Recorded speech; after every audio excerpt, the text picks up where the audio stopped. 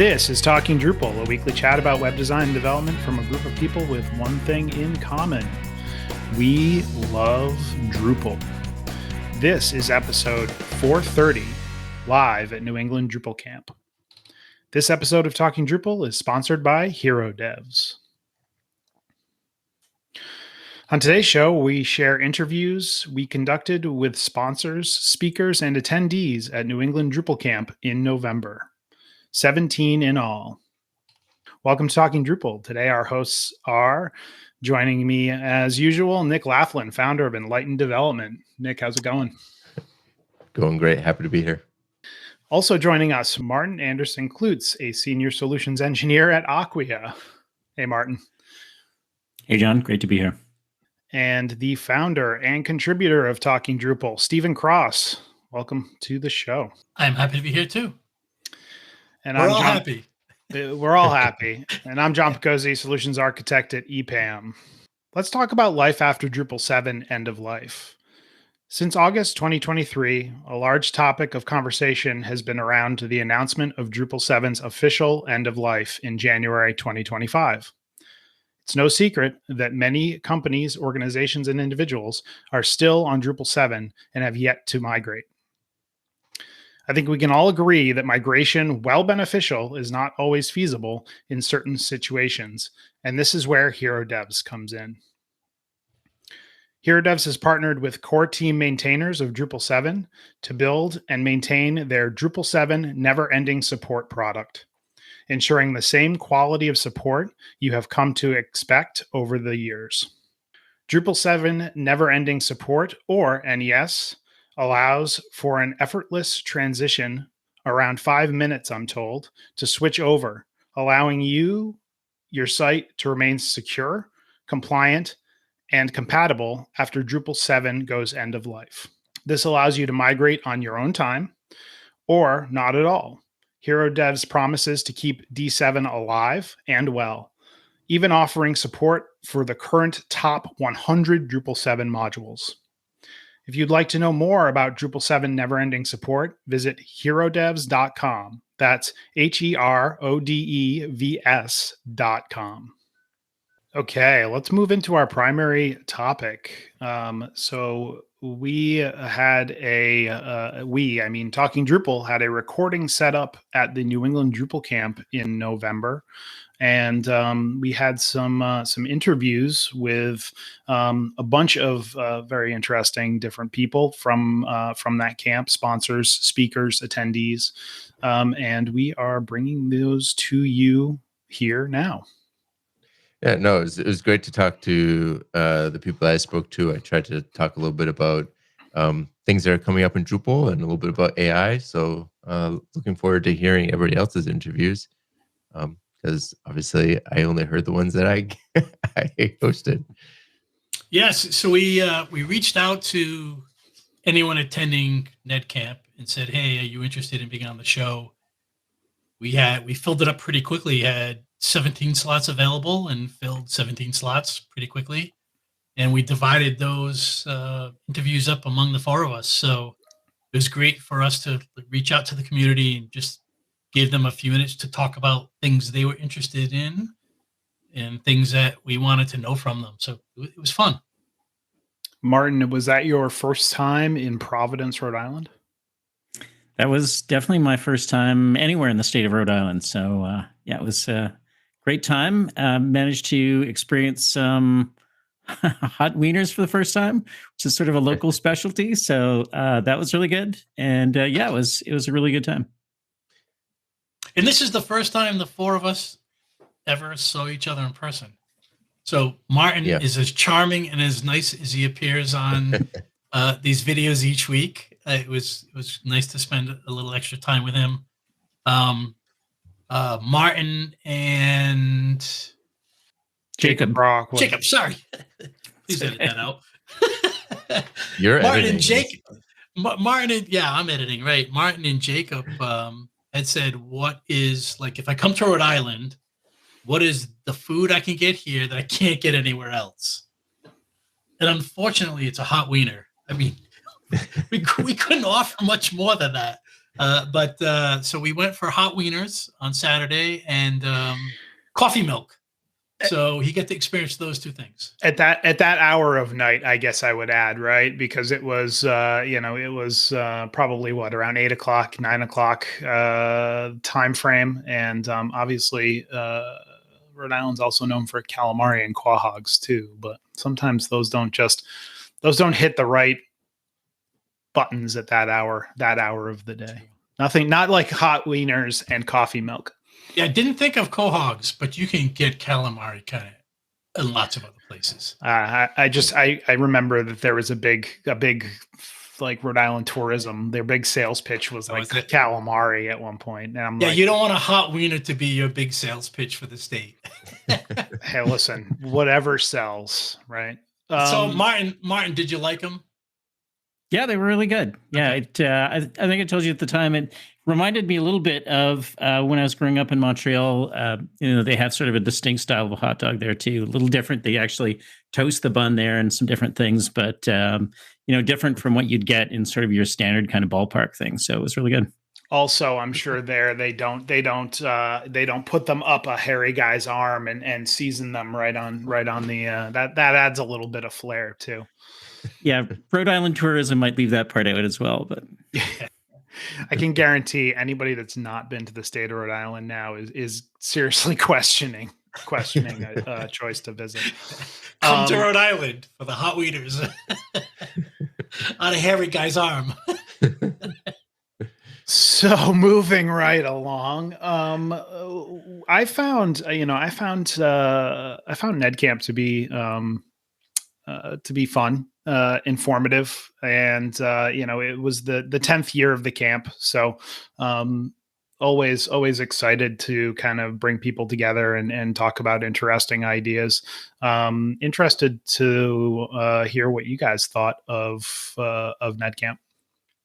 Yeah, I mean, it was great. It felt like kind of a return to form. It was our second year back in person, and I mean, the submissions were fantastic. A lot of great feedback on the speakers. Still got a bit of a backlog to get through myself on YouTube, but yeah, great camp. Yeah, I always find camps, whether it just be NEDCamp or any other conference that's related to Drupal, super energizing. You get, like, as Drupal people, we kind of know that Drupal is not like the biggest technology that's out there that tons of people are using. But when you go to these camps and you're with the people that do the same work you do, it is very energizing. So I walked away with that, like I always do. In my opinion, Drupal is the largest CMS in use out there, and I would never say anything to the contrary. Martin, what did you think? Yeah, I thought it was really inspiring too. I mean, like Nick said, there's definitely some sessions I need to go back and watch on YouTube because there were actually 4 different tracks that day. Correct. So yeah, lots of content for, especially for the size of camp it was. I thought they were all pretty well attended. It actually inspired me to start my first new personal project in a while on Drupal before I even left the state of Rhode Island. So maybe I'll have more updates on that in the weeks to come. I hope our listeners enjoy the interviews and consider this Talking Drupal kicking off the new year.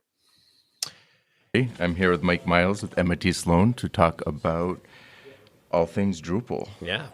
So I hear that we had a summit yesterday. Can you tell me a little bit about that? Yeah, yesterday we had the NEDCamp Higher Ed Summit, which was very well attended. We had about 12 different higher ed institutions represented and 8 different higher ed adjacent companies there as well, and a full day of conversations, roundtable discussions, lightning talks. It was a really filled day. It was awesome.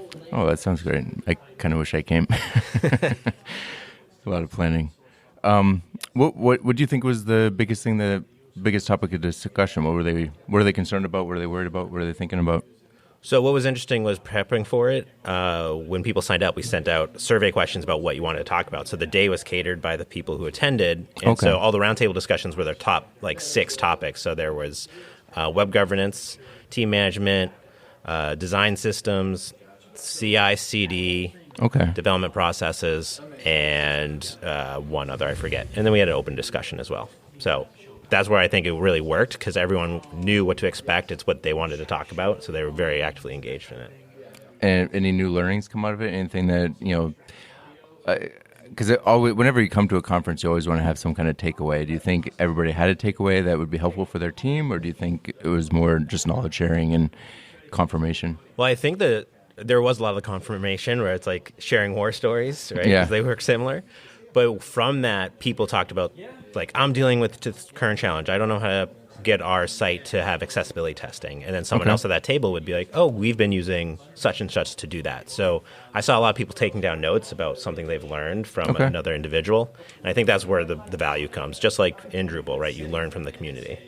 Yeah, this was our first summit, right? So for higher ed. So do you think we'll have another one next year? Fingers crossed. I will say going into it, I wasn't sure if we were going to be able to make it work, but since it worked out so well, waiting to hear all the feedback from the attendees, but I would hope we can do another summit next year and that it goes just as well.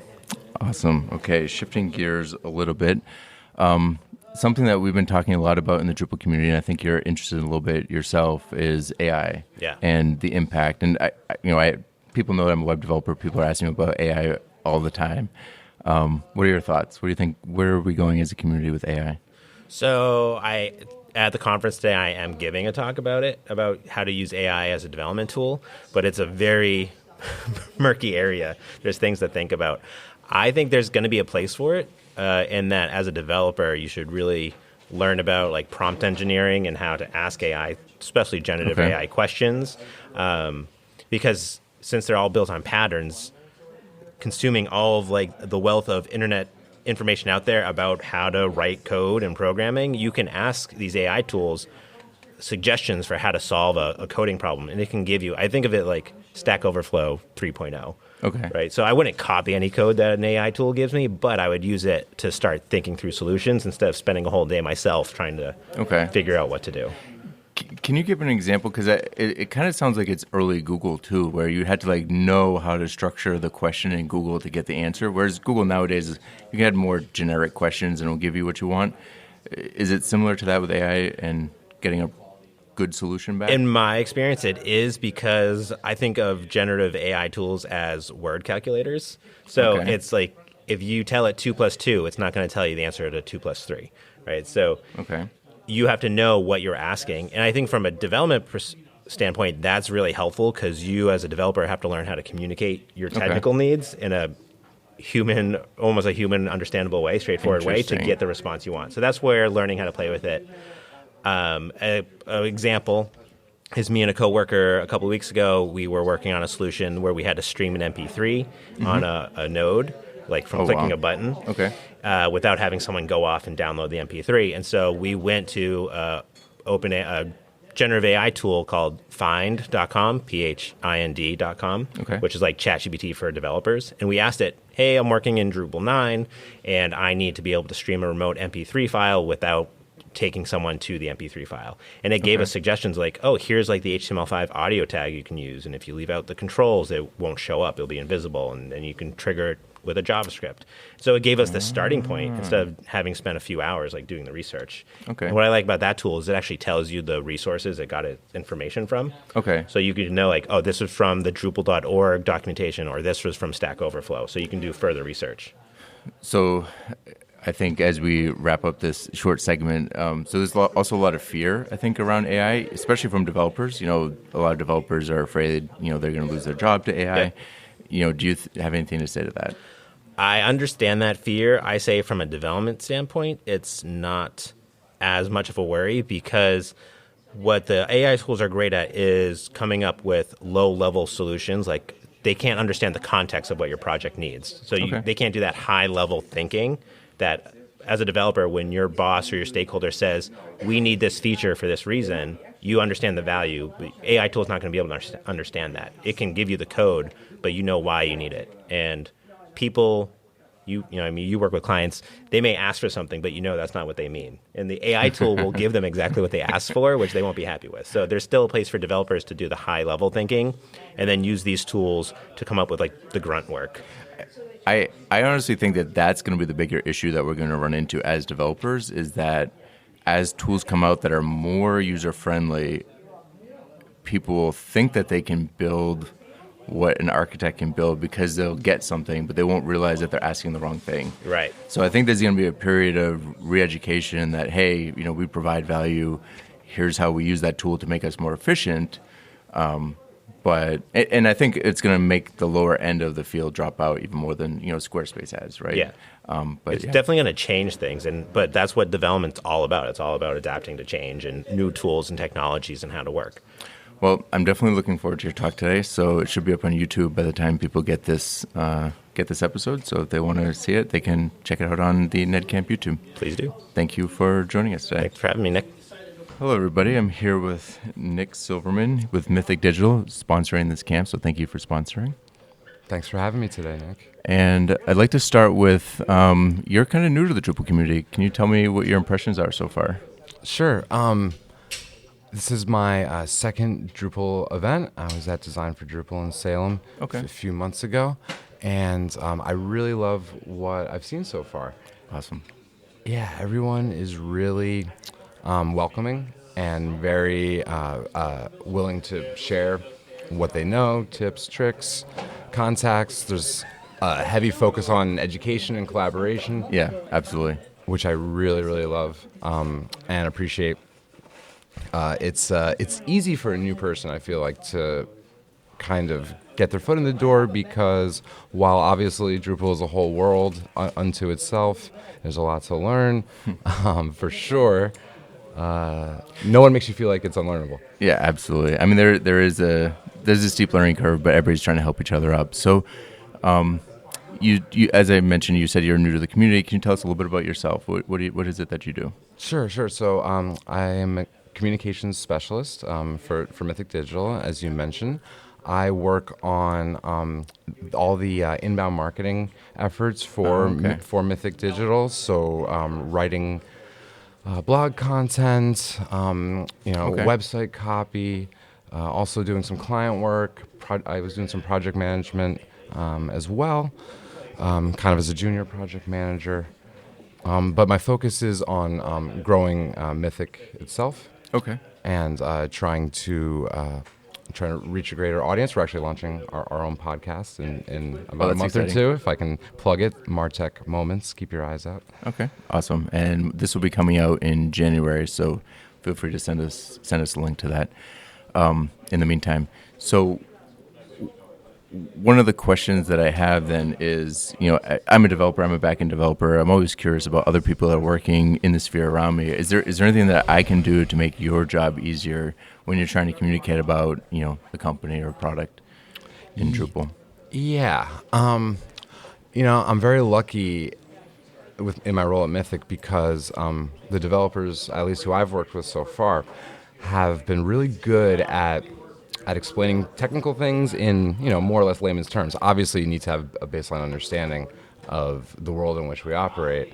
However, I've noticed that certain developers are able to boil it down to terms and concepts, and relating technical processes to maybe other less technical processes or other ones in life. Using analogies always helps. Awesome. Is one tip I have.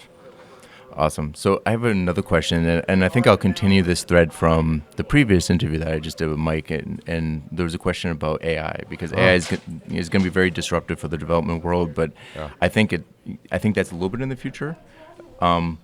The kind of environment it is disrupting right now, 100%, is writers, which you said you are. So I'm curious, what do you think is going to happen in the writing sphere with AI? How are you going to integrate that as a tool?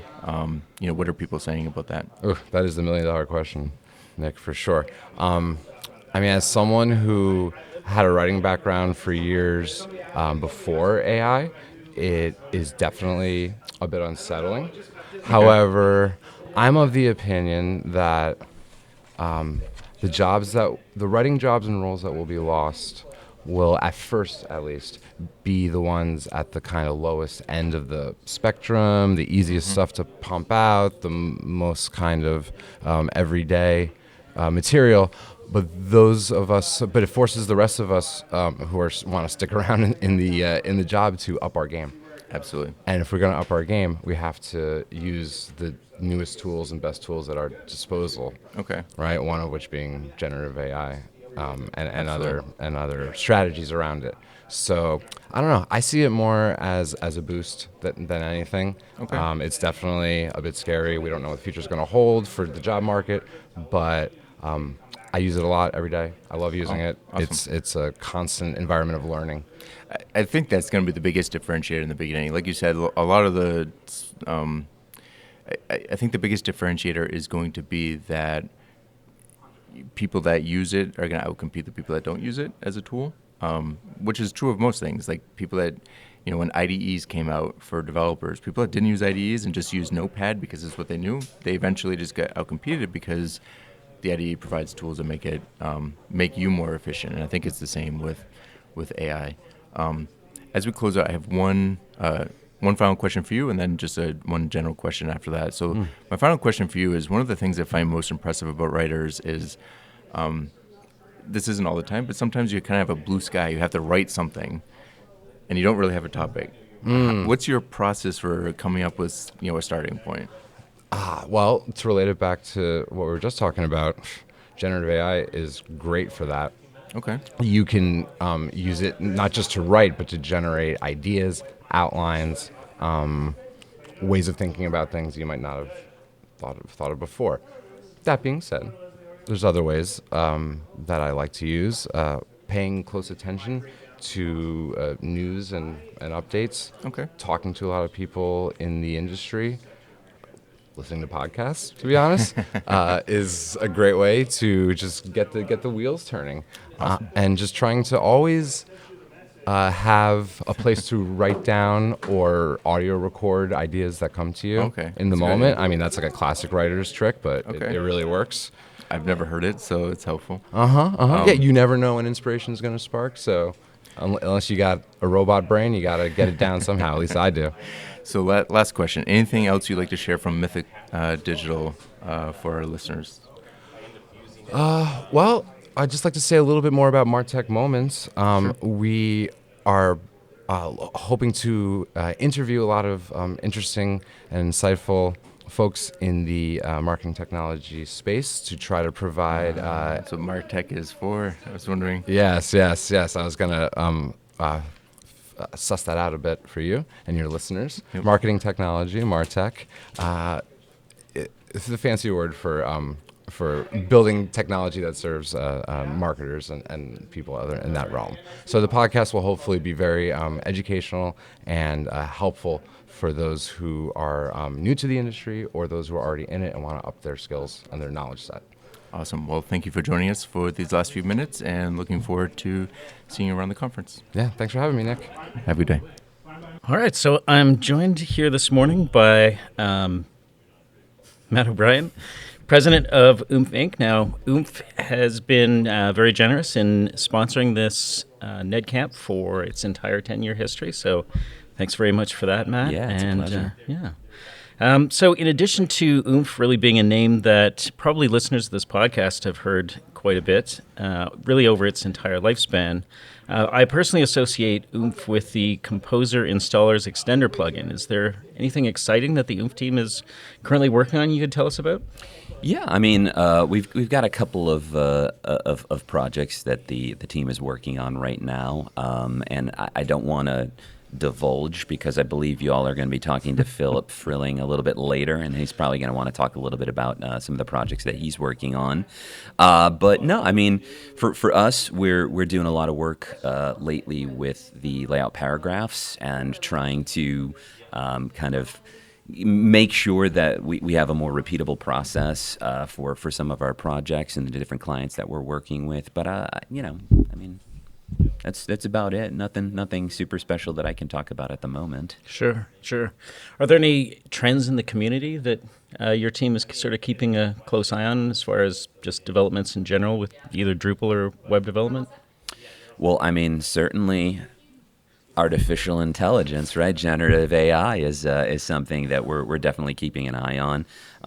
Trying to figure out where and when it makes sense to use it. Particularly, I think for some of our clients, we work specifically in government, municipality, higher education. So great being here at Rhode Island College, as well as healthcare. And I think there's still a lot of gray in terms of where and how you should use generative AI. So we're trying to really pay attention to that. What are the legal implications of using some of the information that is being generated by these things? Do you actually have the rights to do so? So that's definitely something that we're trying to pay very, very close attention to. I would say we want to be leading edge in some of the technologies that are coming out there, but it's changing so rapidly, as well as there's not a lot of legality or legislation written around how we should use these things. So we're trying to toe that line and be very careful. Absolutely, absolutely. Yeah, the tool sets for working with some of those approaches, as you say, is constantly changing. Some of the things around like vector search in terms of being able to provide much richer, more accurate search results, definitely something that's exciting. But as you say, they have to be very careful, particularly you're talking about, government or municipal customers that, might have sensitive data, to make sure that, it's used responsibly with some of those. Yeah, absolutely. You want to make sure too that if you're a government agency, you want to always make sure to provide accurate information to your constituents. And so making sure that we're not giving false, data to people. And so if you're just using what's kind of out there from like OpenAI and whatnot, you got to be very careful. Unless you're training your bots or whatnot on your own LLMs, then So we're trying to monitor that and see how that's going. Awesome. Anything you guys have planned for 2024 in terms of expansion or? Yeah. To get into? I mean, so 2023 was an awesome growth year for us. Definitely want to expand in 2024. One of the things that we've been trying to do, I talked about those niche verticals. We're trying to get a little bit more niched in terms of who we work for. And then also a big focus for us is just getting back out into the public, going out to conferences, speaking. I think 2023 was an introductory year in terms of getting back out there. So, yeah, we definitely want to be out at the conferences, speaker circuits, things like that for 2024. Yeah, that'll be a big plan for us. That's awesome. Yeah, I definitely see that, after everything being like completely closed down in 2020, it's been sort of a slow process of some of those muscles being built up again, people feeling comfortable being out at events like NEDCamp. And it's definitely exciting to see more and more engagement. And as you say, I think 2024 is really going to hopefully get us much closer to where we were back in like 2019. I hope so. Yeah, for sure. Yeah. Right on. Well, Matt, thanks for joining us, and looking forward to seeing you around the camp. Likewise, my pleasure. Thanks for having me, and thanks for again, having us as a sponsor here. We love NEDCamp. It's such a great community event, and so it's our pleasure to be able to be a sponsor every year. Thank you. All right. Thanks again for your generosity. All right. All right. I'm joined next by Ethan Aho. Hello. Ethan's from Commonplaces. What's your role there? Developer. Perfect. Yep. And so I don't have to deal with a lot of the management stuff. They usually just give me a big project and say, go in the corner. And when you come out, have this really cool thing done. And so it's very fun to do development there. Yeah, absolutely. I always felt like development almost feels like, breathing life into a set of requirements. You get to sort of like bring something into the world, which is a fun process for sure. I see that later on today we're going to be hearing from you about config sync and some different best practices, ways to manage that. What got you passionate about that subject? It was a tool that made my life easier, and then it was a tool that I ran into issues with, and my life wasn't easier until I actually learned it fully. So it was my favorite part of going from Drupal 7 to Drupal 8. Was the config sync. It changed how I viewed web development. It changed entire workflows, and to me it was the biggest change that I really grabbed onto and loved. Yeah, absolutely. I think as a community, we're definitely glad to be to have left kind of the more features-based development patterns largely behind us. I think in terms of some of the frustrations teams had with some of those older tools. So I would agree with you absolutely that modern Drupal and its configuration management is definitely a huge step forward. Yep. Are there any sort of emerging trends around configuration management that you sort of see maybe just over the horizon? Well, I think even personally, I have to like reevaluate it because when I was prepping for this session, I'm finding modules that extend the functionality that I'm like, I haven't even tried that one yet. Huh. I should look into that. And so that's always the fun part is every now and then just reviewing where you're at. Like if you were on Drupal rules and now there's the ECA module. And I read up on the ECA and I'm like, oh. And I'm just looking for that next project that can use that. It's like I can't use it on every project, but it's like I want to. But yeah, even last week I'm using config sync where there's something wrong in the database of a site we inherited, and I can't fix it because there's no UI for that piece. But I figure out there's config sync files for it, and you should never modify the YAML files. So I modified the YAML files and then did an import, and it fixed everything. And it's just this great tool. And to me, config sync also helps secure the site. Right, you're able to really separate out env variables that you don't want in the code. You don't want to commit, and you want to keep those keys and passwords out. And config sync is how I do that. Config overrides. So. Right on. At DrupalCon Pittsburgh this summer, Wim Leers, one of the core committers around configuration, was talking about configuration validation. What's your perspective on how that's going to change configuration management moving forward? I think I'm pretty ignorant on that subject right now.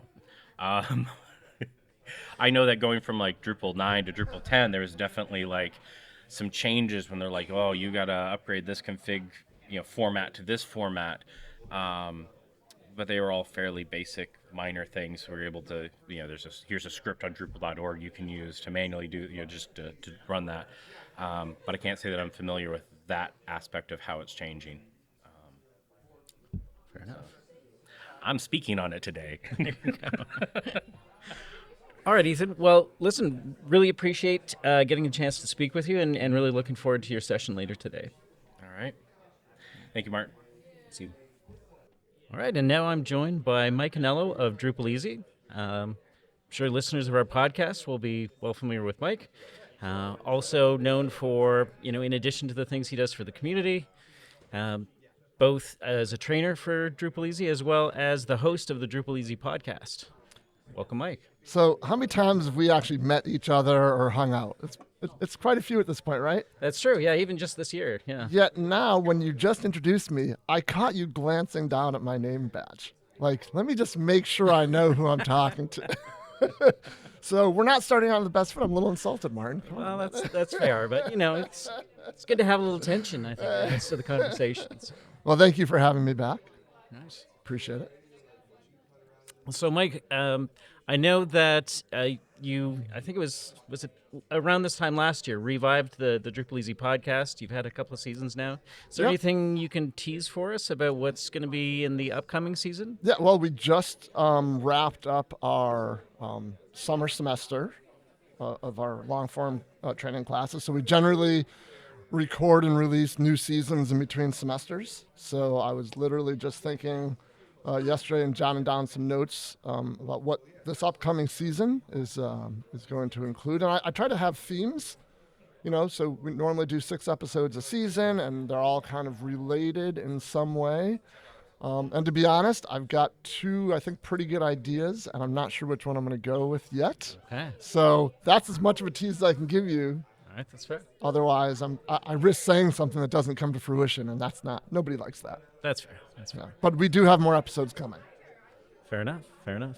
So on the training front, what does 2024 hold in store for you? More of the same, yeah. So we've got our 2 long-form classes. Drupal Career Online, which is beginner focused. That's the one we've been doing. I think this will be the 13th year.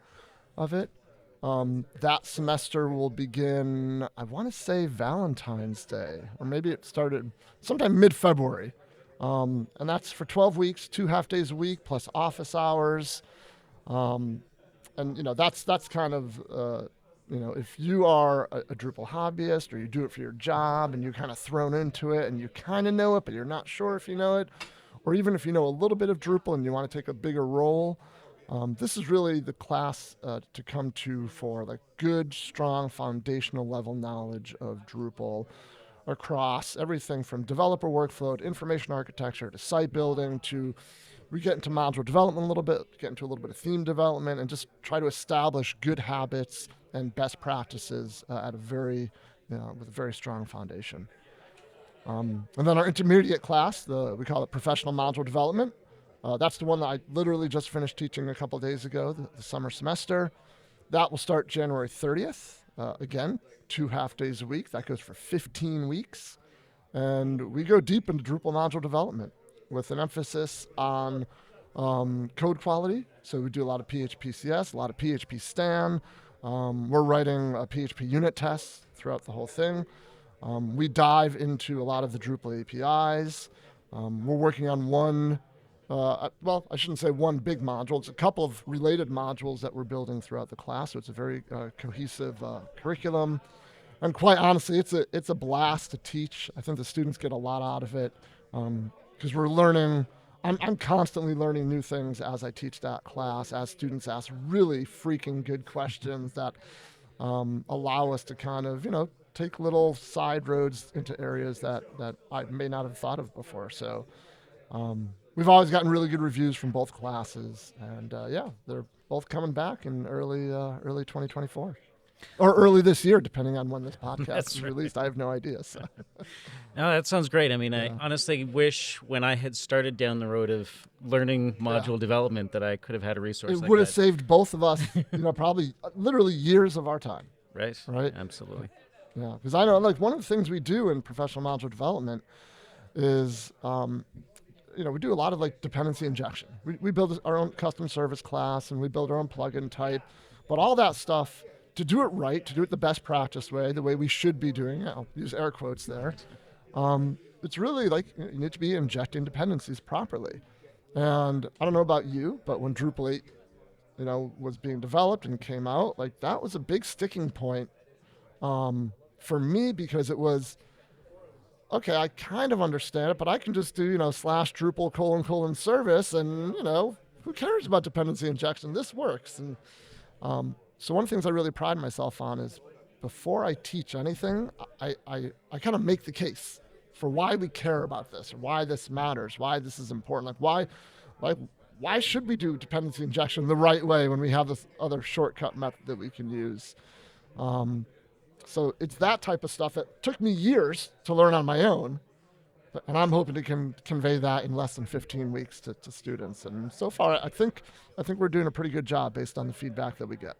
That's awesome. So maybe bringing the conversation a little bit back to NEDCamp. I understand yesterday you were leading a session about DDEV and VS Code. Yep. How did that training session Great. go? Yeah. So this is kind of the Drupal camp training that I've been giving in 2023, and I might do a few more of them in 2024 on with this topic. But it's all about just kind of maximizing your developer environment, your IDE, and really, getting the right. And so yesterday's class was both DDEV and Lando, and PHP Storm and VS Code. It just turns out that everyone in the class was DDEV and VS Code, so it made it a lot easier for me to teach. But we talk about what are the recommended extensions, how to configure those extensions, and then how to set things up so that you can, VS Code will automatically run PHP Stan and PHP CS and populate your problems tab, or put the little red squiggly. So as you're coding, you're kind of nudged that, do this better, do that better, fix this, fix that. Making sure everyone knows how to set up Xdebug and run a debugger, with DDEV and VS Code. And then late in the day, we actually went and we configured PHP Unit to run PHP Unit, not just for Drupal core, because that's kind of one thing that kind of always bothered me about when you download Drupal you get a phpunit.dist file or x.xml.dist file, but it's really only geared towards core development. So setting up one of those that's more generic, that you can run against your own custom modules or use as a configuration for your own custom modules, that's a little bit of a process. But showing people how to set that up and why we have to set it up, and then connecting all that with VS Code so you can use another test runner extension to run tests through the IDE. All that stuff it increases productivity, it increases efficiency, and it makes us better developers. And it doesn't take that long to get set up if you're in an environment where someone can show you how to do it. A lot of times if you have to figure it out on your own, and you've got to figure out, well, which extension should I use? What's the best way to configure it? And then you're not sure if it's the best way. That's a lot of time and effort. So, the goal of that class is basically, here's a tried and true way of setting things up so that you can become a better PHP developer. Awesome. Well, Mike, definitely appreciate all you do to help those of us who are writing code to do a better job of it, be more efficient, and hopefully ease the transition for anybody who's looking to start using Drupal. That's the goal. I love to do it. So, right on. Thanks, Mike. All right. Thanks. All right. I'm here with Patrick Anderson from Chers. Patrick, what do you do at Chers? Plain, pretty simply, business development. In short, we have clients based here on the East Coast, and majority of our team is based in Hungary, where we are based. So, I handle new business development for Chers and just making sure the Chers name gets out there and is represented here in the States. So. Perfect. Yeah. Awesome. And why don't we, for those who may not know, what is Chers? Chers is a Drupal shop. Okay. Based out of Europe. So we, it's kind of our meat and bones. We ran our own academy for 3 years, and we developed a lot of our own developers, and a lot of companies all across the world come to us for that. Interesting. And where are you coming into us from? So we're at NEDCamp in Providence, Rhode Island.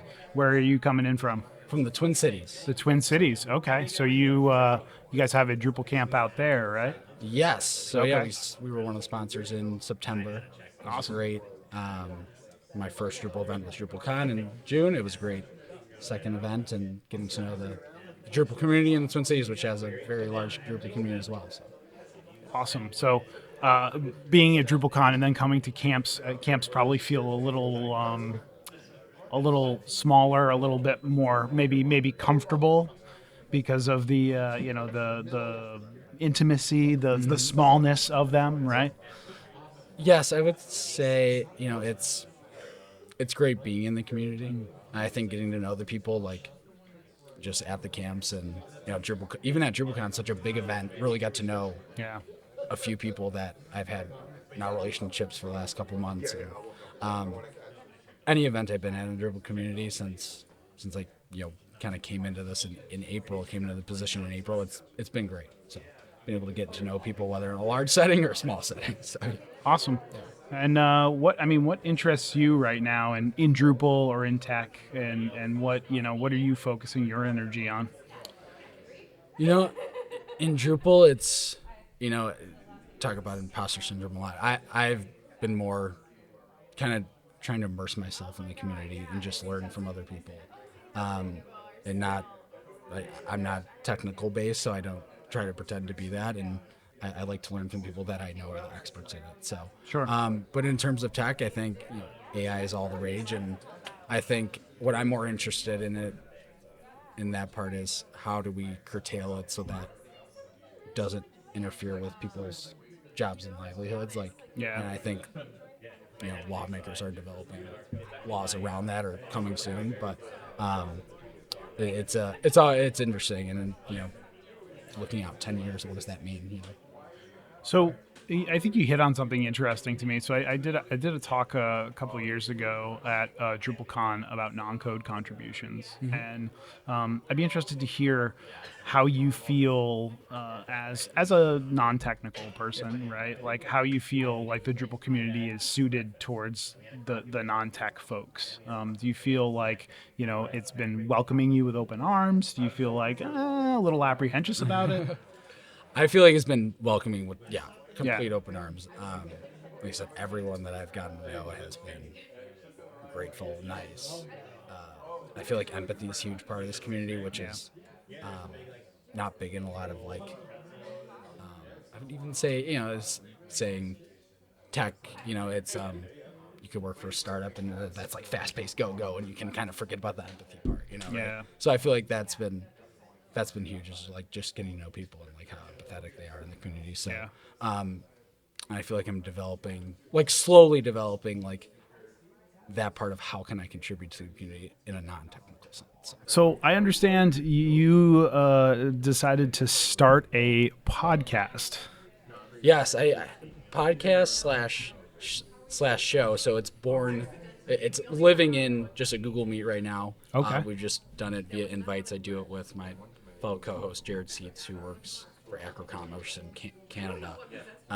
It was kind of born out of the Twin Cities Drupal camp, and you kind of mentioned like how can I contribute in a non-technical sense. It was born out of that in a way that I wanted to highlight people in the Drupal community that were doing great things. Yeah. So I wanted to be around just an open forum, fireside chat, therapy session type of thing. So yeah, it lives in a Google Meet right now where we just invite people. We're transitioning that to eventually LinkedIn. It'll probably live on there as a webinar.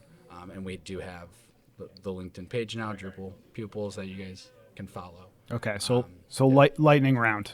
It is called Drupal Pupils. Pupils, like students. Like okay, students, yeah. Cool.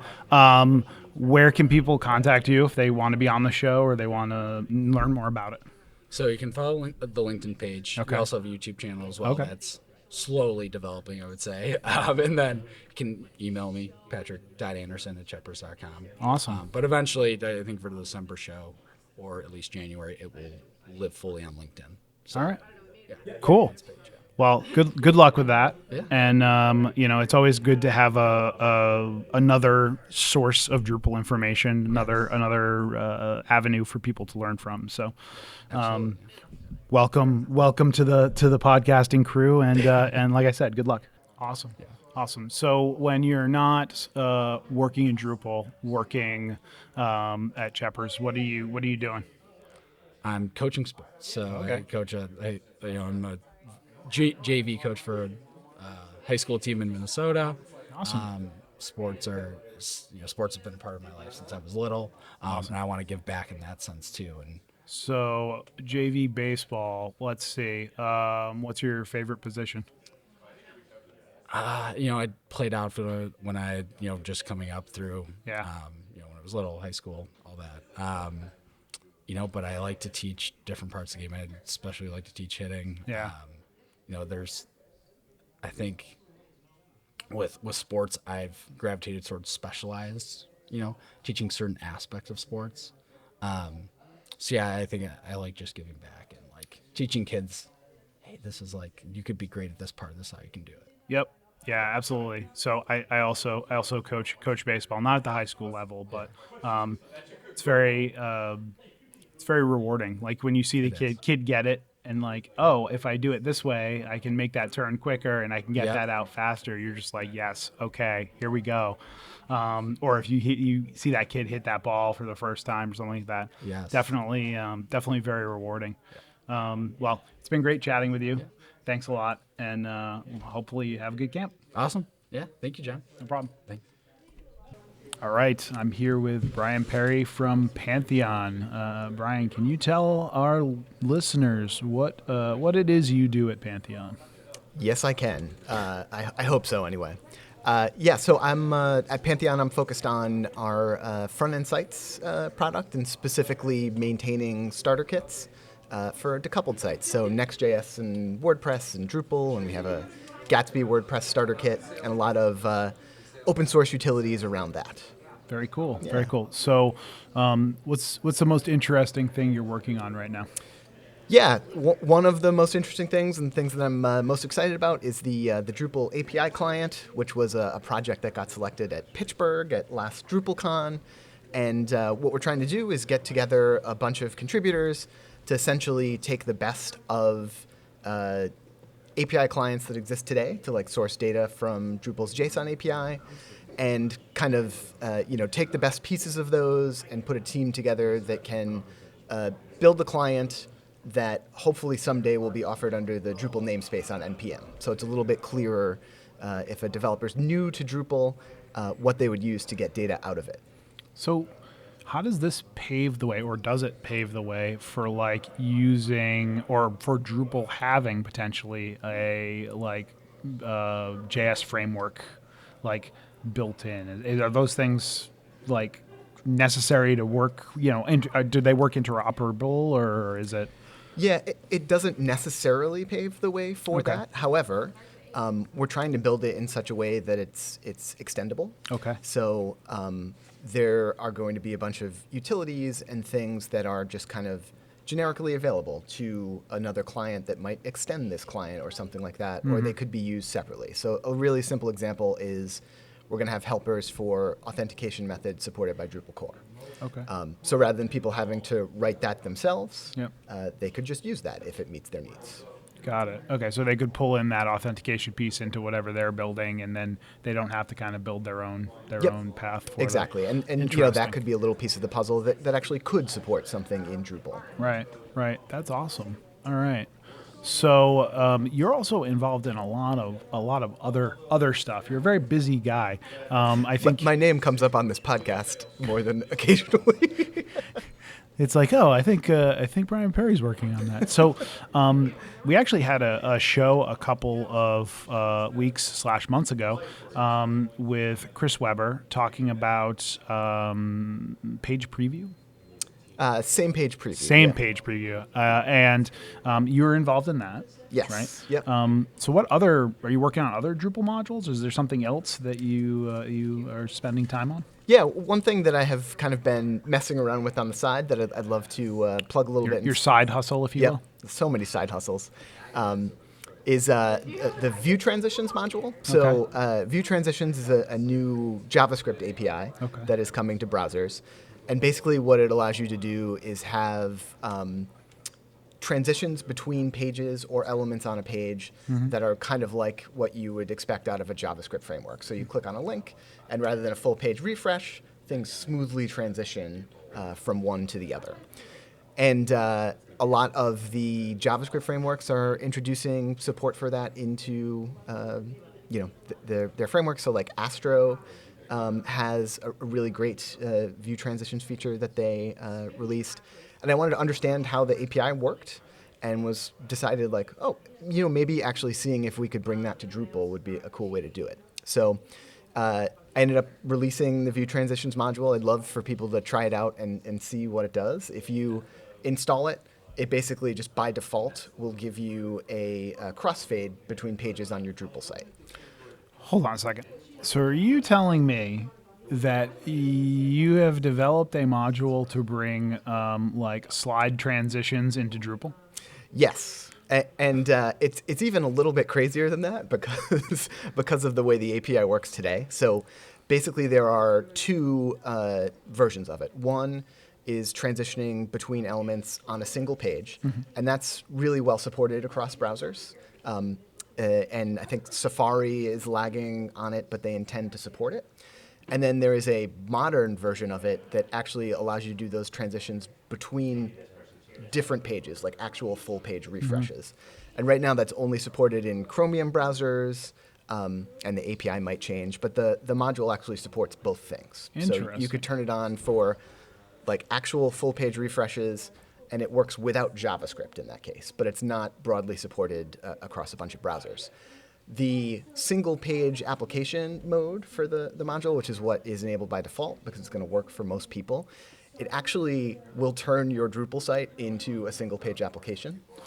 And, part of the reason why this is kind of a fun side hustle and an experiment, and I'd love to see people try it, is that is a pretty big change. So depending on what your site does, how the JavaScript works, I'd imagine there could be issues there. But it was actually surprisingly easy to implement that using this library called HTMX.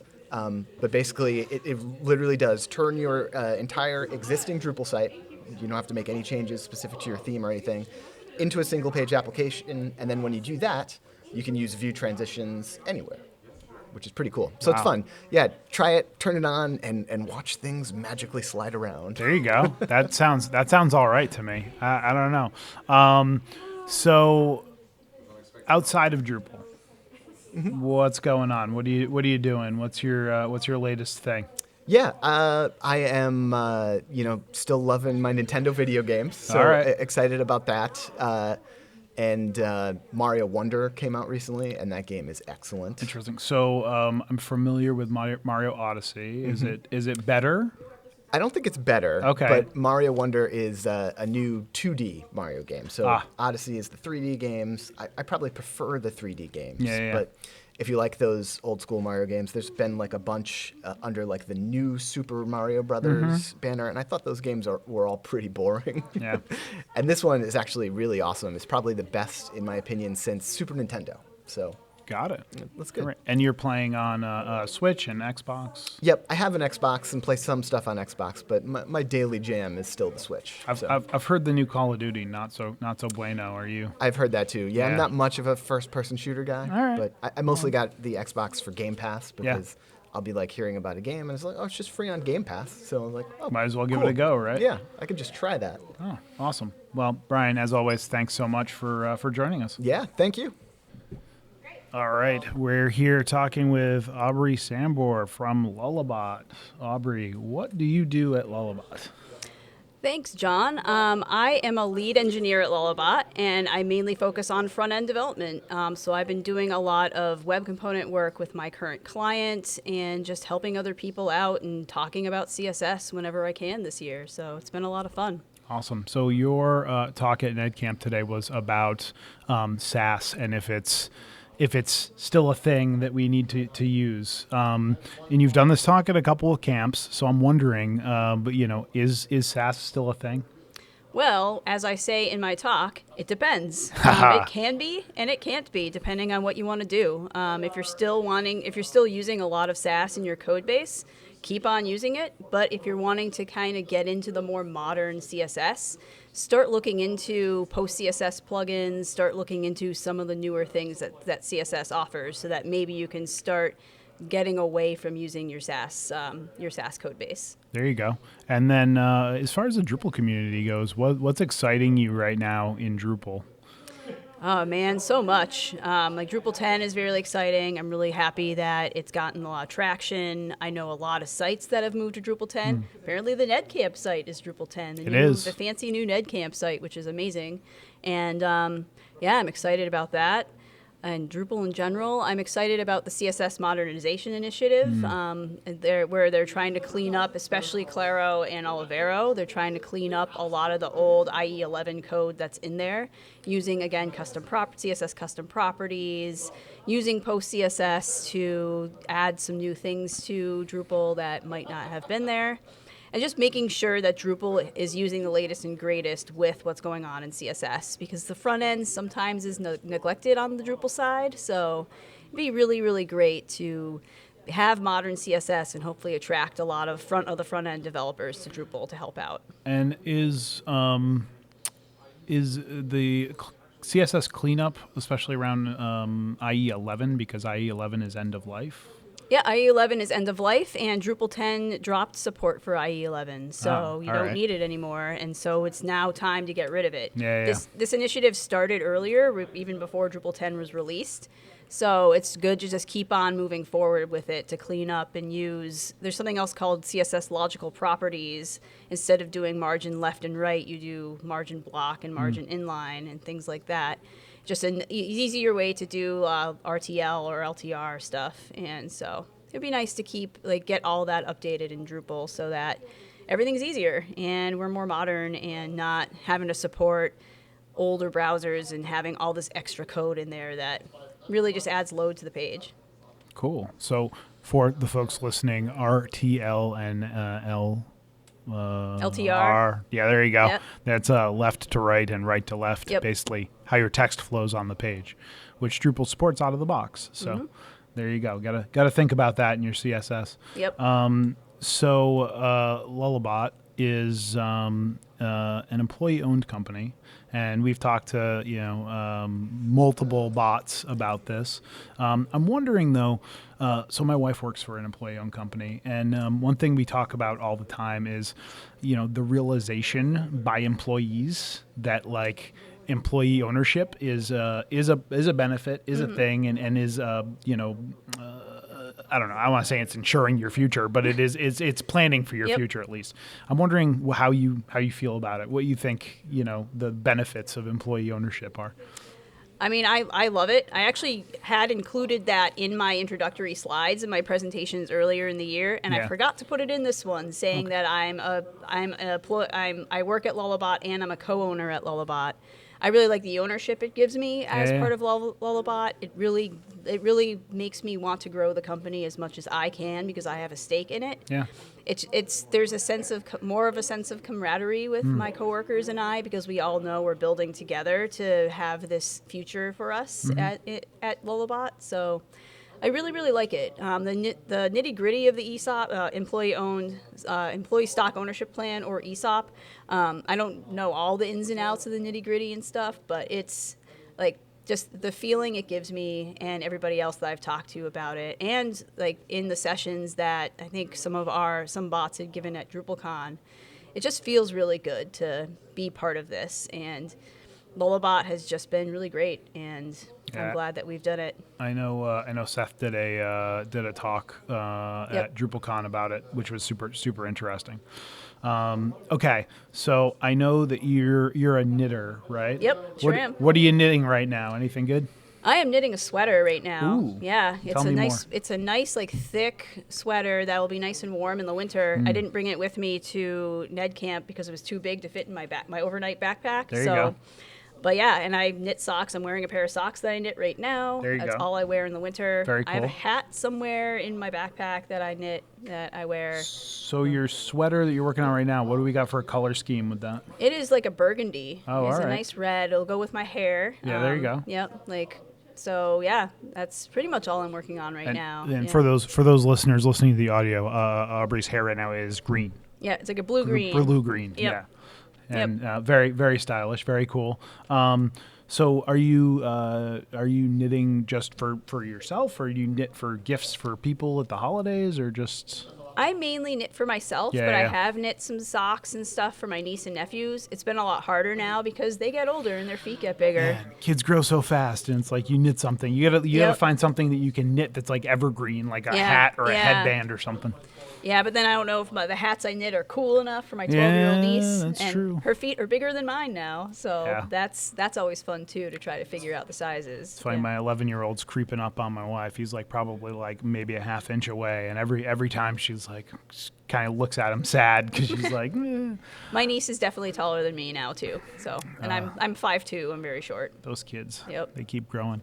Well, Aubrey, thanks so much for your time. Yeah, thank you very much. Hey everyone! I'm here with Brigitte Ayerves.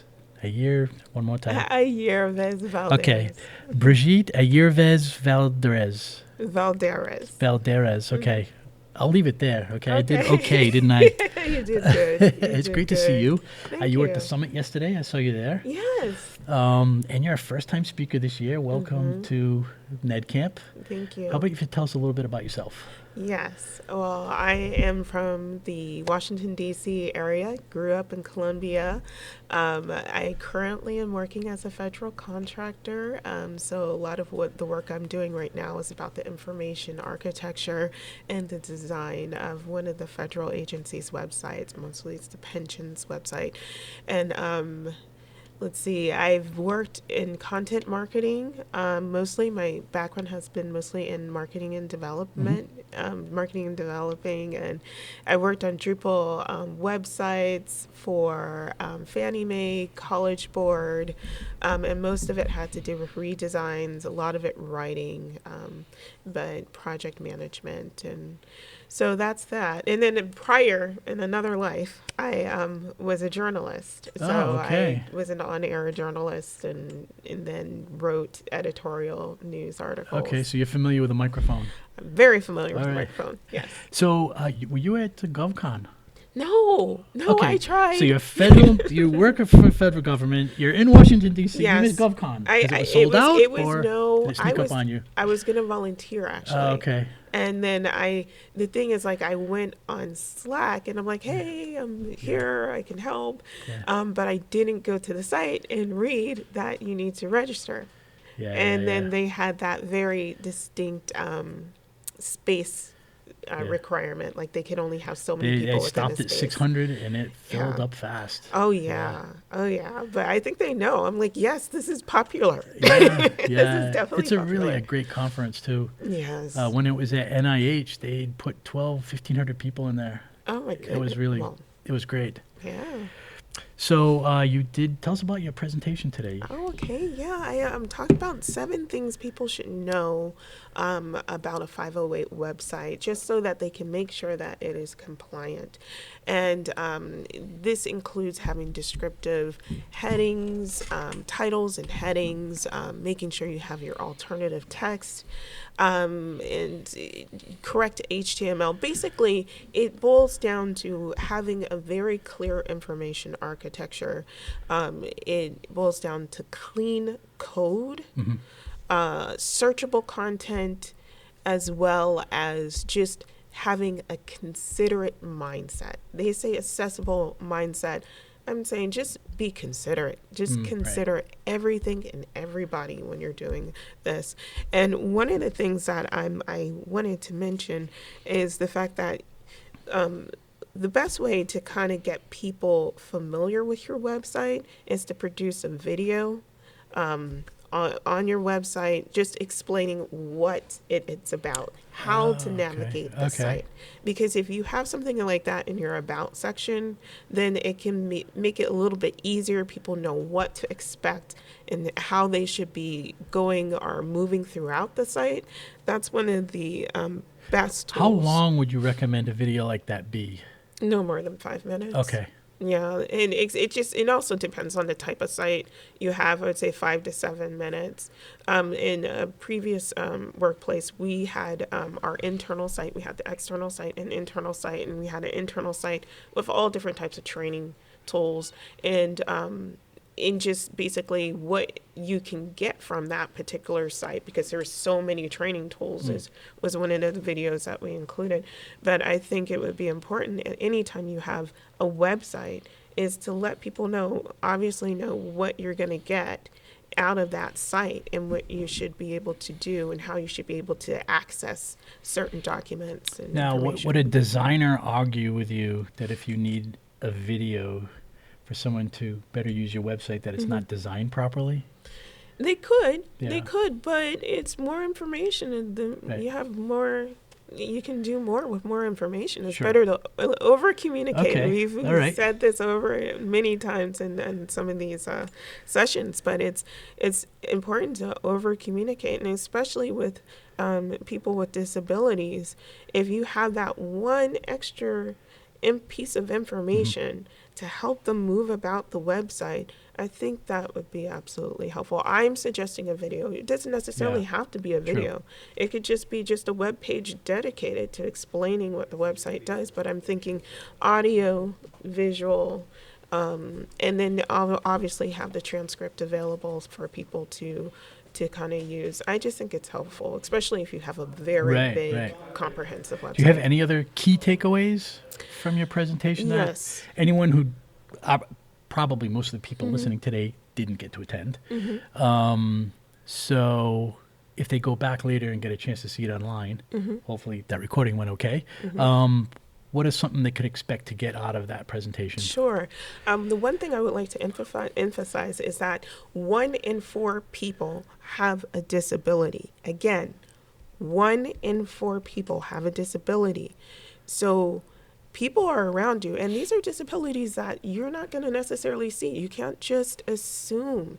And I think that's what we're missing in our conversations when we're doing these user developments, we're doing our web development. We need to keep in mind how many people are affected.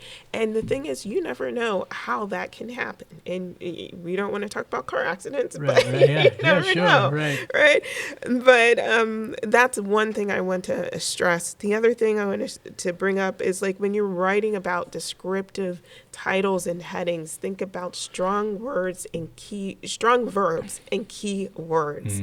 Strong verbs, keywords. Start with your topic and align it with some type of action.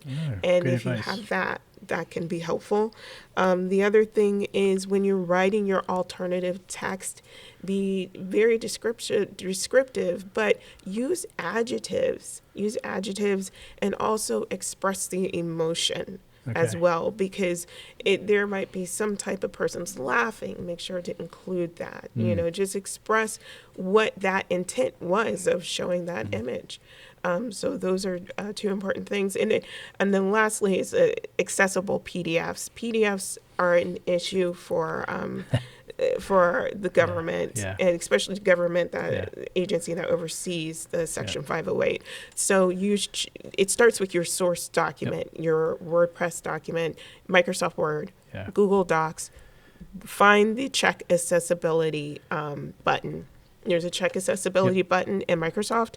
Go to Google Workspace Workplace.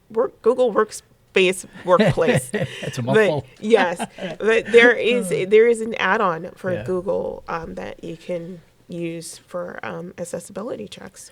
So as we wrap up, as a camp, we like to encourage first-time speakers to come. And you were a first-time speaker. How was that experience for you? Oh, it was very interesting. It was very interesting. Why is that? I am a perfectionist, and so I spent my morning practicing. I looked at the schedule, quickly looked at the schedule, double-checked, and I got the time off. I ended up coming late. And I was just so mortified because, this is not the impression I want to give people. But I want to say, as a first-time speaker, how important it is to, always prepare, but also trust yourself. Trust yourself.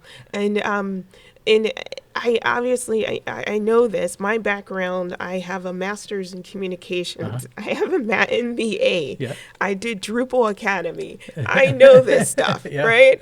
But I kept practicing, and that got in the way. You can get in your own way sometimes, right? And also just know that, when it seems your bleakest morning, not bleakest morning for me, it felt like that, but it seems like it was a bleak experience, or you might want to just give up. Don't, because you can recover. And this is one of those times where you can let people, you can find out who you are in that moment, and you can let people know who you are in that moment. So for me, it was just like, it turned out working in my favor because I didn't have time to be nervous. I just went right into it. And I'm just like, okay, let's get this started. And I'm going to make this worth your while. Thank you for waiting. And so that was my intent. I was so happy with the questions I received and the response I received. So it was a win for you. In a sense, it was a win. I still just, it's not my style to do that, but to not be on time. But I think in that moment and with the universe, it was just like, stop it. Stop preparing. Get there. Just jump right in. And that worked. And again, it's just you find out who you are in your most difficult moments, and you get to show people who you are in those moments. Yeah, and I think you've done that. And thank you for coming to NEDCamp. Thank you. And we hope we see you next year. Okay, thank you so much. All right, thank you. So I have a stranger with us now, Chris Wells. Hi, Chris. Oh, boy, it's so good to be here for the first time ever. And that's a great lead into, I can't thank you enough for Redfin sponsoring New England Drupal Camp for every single year, 10 years. I'm so happy that it's been here 10 years. Can you believe that? 10 years? It doesn't feel like it. It feels like we've just been, just happened. Yeah. And, but I start thinking back, and I think about the old branding. I think about some of the older presentations. I think about other locations. And it's like, maybe we have been around a while. Yeah, maybe it has here. been 10 years. but it's been 10 wonderful years. This is always such a well put together camp, and always such great topics and speakers. So it's really thanks for coming. A great camp to look forward to. Yeah, we've enjoyed your support. Your staff has always been, anyone working for Redfin that's been involved, always doing presentations here, manning the booth, helping us organize. It's really, it goes beyond the money support, really. It's all the other stuff that you guys have done all these 10 years. Yeah, this is probably one of the first years when neither myself nor Leslie have spoken. And it's been really nice to sit back and go be to able attend a camp, right? Yeah, I've just been like, I don't have to worry. I just Yeah. have to take notes. And it's been great because there's been such great information at the sessions I've been to already. That's good. How about if we get a quick update on the project browser? Yeah. It feels like we've been talking about this for a long time, and we have been, right? Is this 2 years, I maybe? would say it's been about 2 years. It was Okay. April 2021 when Dries sort of announced it formally as a Yeah. strategic initiative. So we're coming on a couple years and a Yep. little bit of change. But what can I say? So you tell me. Yeah. We're 2 years in. I know there's been a ton of work on this. You guys have done lots of presentations, keeping the community updated. We did a contrib day yesterday. Yeah. I assume you had some people help with Project Browser, maybe. Yeah, we had about probably 50% that were helping out that's on Project fantastic. Browser, and other people were working on either their own contrib modules or other stuff. But even those folks were like, oh, but I'll work on my description, get a Yeah. logo in there. I already Right. have something for a logo. I just need to put it in my project. So that was helping Project Browser as well. So do you see an end? We know there's never an end to these things like this, but do you see a launch coming, and do you have any thoughts about when that might happen? I'll see. What I can say is that I do see light at the end of the tunnel for getting into core, and I think that that's something that has happened in the last couple of months as we've been able to put together sort of a triage team. We were able to meet with Lori Escala, new sort of product manager for Drupal, and Tim Plunkett and his team on the Drupal acceleration team at Acquia, who've been doing a lot of the code contributions and stuff. So we got a bunch of great minds together and triage the entire issue queue for Project Browser, Right. and we're able to say what are the issues blocking us from alpha, what are beta, what are stable, And how's that what are list post-stable. feel when you look at it? Really manageable. Good. For the That's first time, that's right? a nice And thing to so, say. Yeah. that's why I'm like, the act of putting everything together in one roadmap issue and breaking them out and being able to see the alpha blockers are 2 issues and the work's done. And one of them is we need production infrastructure set up from the Drupal Association, and that's coming right on the heels of when they get tough implemented for automatic updates, who we depend on. It's one of those projects where you don't have control over a lot of the pieces that are needed, right? Yeah, and it's really interesting because so many of the strategic initiatives have come from Dries's vision for the ambitious site builder, and Right. they're a lot more interlinked than other initiatives have been. Right, So, yeah. Meanwhile, while we've been building over 2 years and looking at Project Browser, I've seen single directory components just like come up and get into core in just a flash. Right, and, right. it speaks a little bit to work was already done in contrib. Right. But it didn't have as many Dependencies. Yeah, and we're waiting for infrastructure.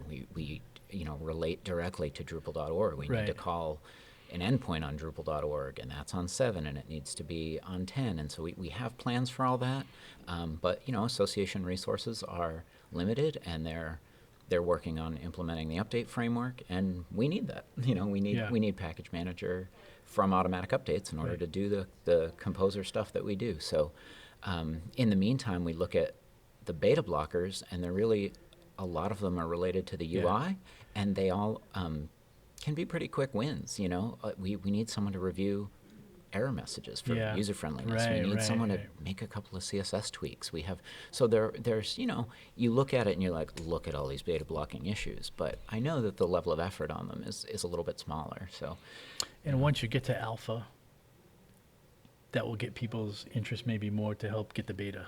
I think so, and Yeah. that's what we're trying to do. We're really trying Right. to whet people's appetites Right. for getting it into core and Right. being able to build some excitement around what this can do. And I Right. think that knock on wood, I think that we're looking at 10.3 experimental Right. alongside automatic Right. updates Yeah. and package manager, which is part of that. So I think that we are in good shape, and there's definitely still plenty of work that can be done now by anyone who wants to help us out and contribute. So that is definitely a plug for anyone. Yeah, we're take here to note. help. Go to Drupal Slack, right? Yeah, Bring you Drupal guys Slack, up. Project Browser channel, Project-Browser. Yep. Meetings Tuesday at 4 Eastern Time and 10 a.m. Eastern Time on Wednesday. So I'd like to switch over for a second to Redfin as a company. So we're in New England Drupal Camp. Everyone here knows who Redfin is. They know what an excellent reputation you have as an agency.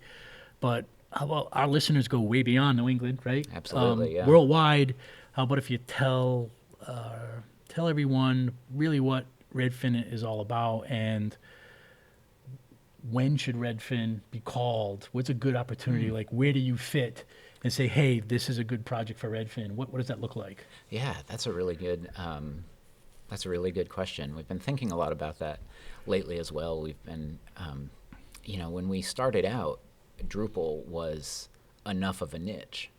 And now, with the Drupal's growth and the surface area we have, we need to kind of specialize a little bit more. And I mean, we are Drupal experts. We've been in Drupal since 4.7. My user ID on Drupal.org has only 5 digits in it. I'm like 74,000 or something. Still a high number, but compared to where user IDs are now, it's been 15 years. I think we started with Drupal in 2005. It's been 18 years maybe since we really touched Drupal for the first time, and we've never looked back. We don't do anything else. Right. We do a little bit of Svelte stuff, but that's a little unusual for Drupal agencies to only do Drupal stuff. That's a real good benefit. Yeah, we don't have crossover. We're not looking at WordPress and things. I think Svelte is probably the only other technology that we looked at, but we're really using that as our front end framework when we need to, and we're using it with Drupal and alongside Drupal, or even in Drupal, with like that progressive decoupling, as they say. So, our sweet spot and where we've had the most success is in higher education, and really being able to help communications departments or IT departments inside of higher ed.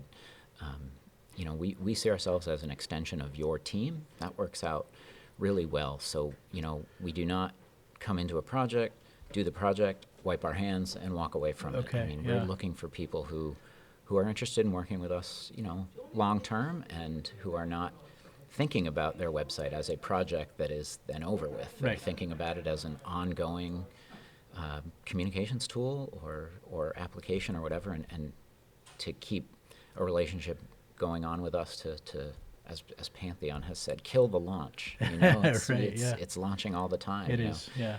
So that's definitely our sweet spot, and we do a lot of support. We got a lot of clients who have come from other agencies who, through no fault of their own, just they do build the project and then they kind of wipe their hands of it, and they're like, well, we need someone who is going to be around, and that's totally our thing. Oh, great. Yeah, we have a lot of really long, ongoing relationships. So the URL is Redfin Solutions. RedfinSolutions.com. All right, great. Please pass my regards on to Patrick. Will do. Tell him we said hi, and make sure he knows we thank him for the support you guys have given us. And we'll see you next year. Yeah, we look forward to the next 10 years. All right, good. Thank you. We'll be here for you. All right, Chris. Take Thanks. care. I'm now sitting with Rick Hood. Hi, Rick. Hey, how's it going, Stephen? Good. Rick is a organizer of New England Drupal Camp. Thank you, Rick. Sure, yeah, it's fun. Yeah, have you been here all 10 years? I can't remember. No, I want to say 5-ish to 6-ish years. Oh, so you're a rookie. Yeah, I'm a rookie. Yeah. Rick, tell us a little bit about what you do for the people who don't know, maybe who you work for. Sure. And then I want to talk about Nerd Summit if you don't mind. Sure, yep. Okay. So I've been doing web development since around 2000. Before that, in a prior life, I was in the boat business and boat service business down in Rhode Island. When we sold that, I took a left turn and went into graphic design and web development. And around 2007, I flipped over to Drupal, and I've been doing Drupal ever since. And I kind of dropped the graphic design stuff and just did web development totally since then. I was on my own for a while. Then in 2011, I joined this company called Common Media out in Western Mass. I live in Amherst, Mass, and I've been with them ever since. So still doing Drupal. So I think Common Media has sponsored this camp every year but one. Yep, makes sense. That I tracked. Yep. So they've been a continued sponsor. Yep. And I think we usually see a couple more people at the camp from Common. Sometimes they show up. Yeah, here, sometimes, yeah. Yeah. All right, so the meat of the matter here. Okay. So you have a lot of spare time, so you spend a lot of your time organizing things. So, in addition to organizing NEDCamp, you also organize something called Nerd Summit. So, what is Nerd Summit? Yep. So Nerd Summit started out as Western Mass Drupal Camp. That was in 2011. And for 3 years, 2011, 2012, 2013, it was Western Mass Drupal Camp.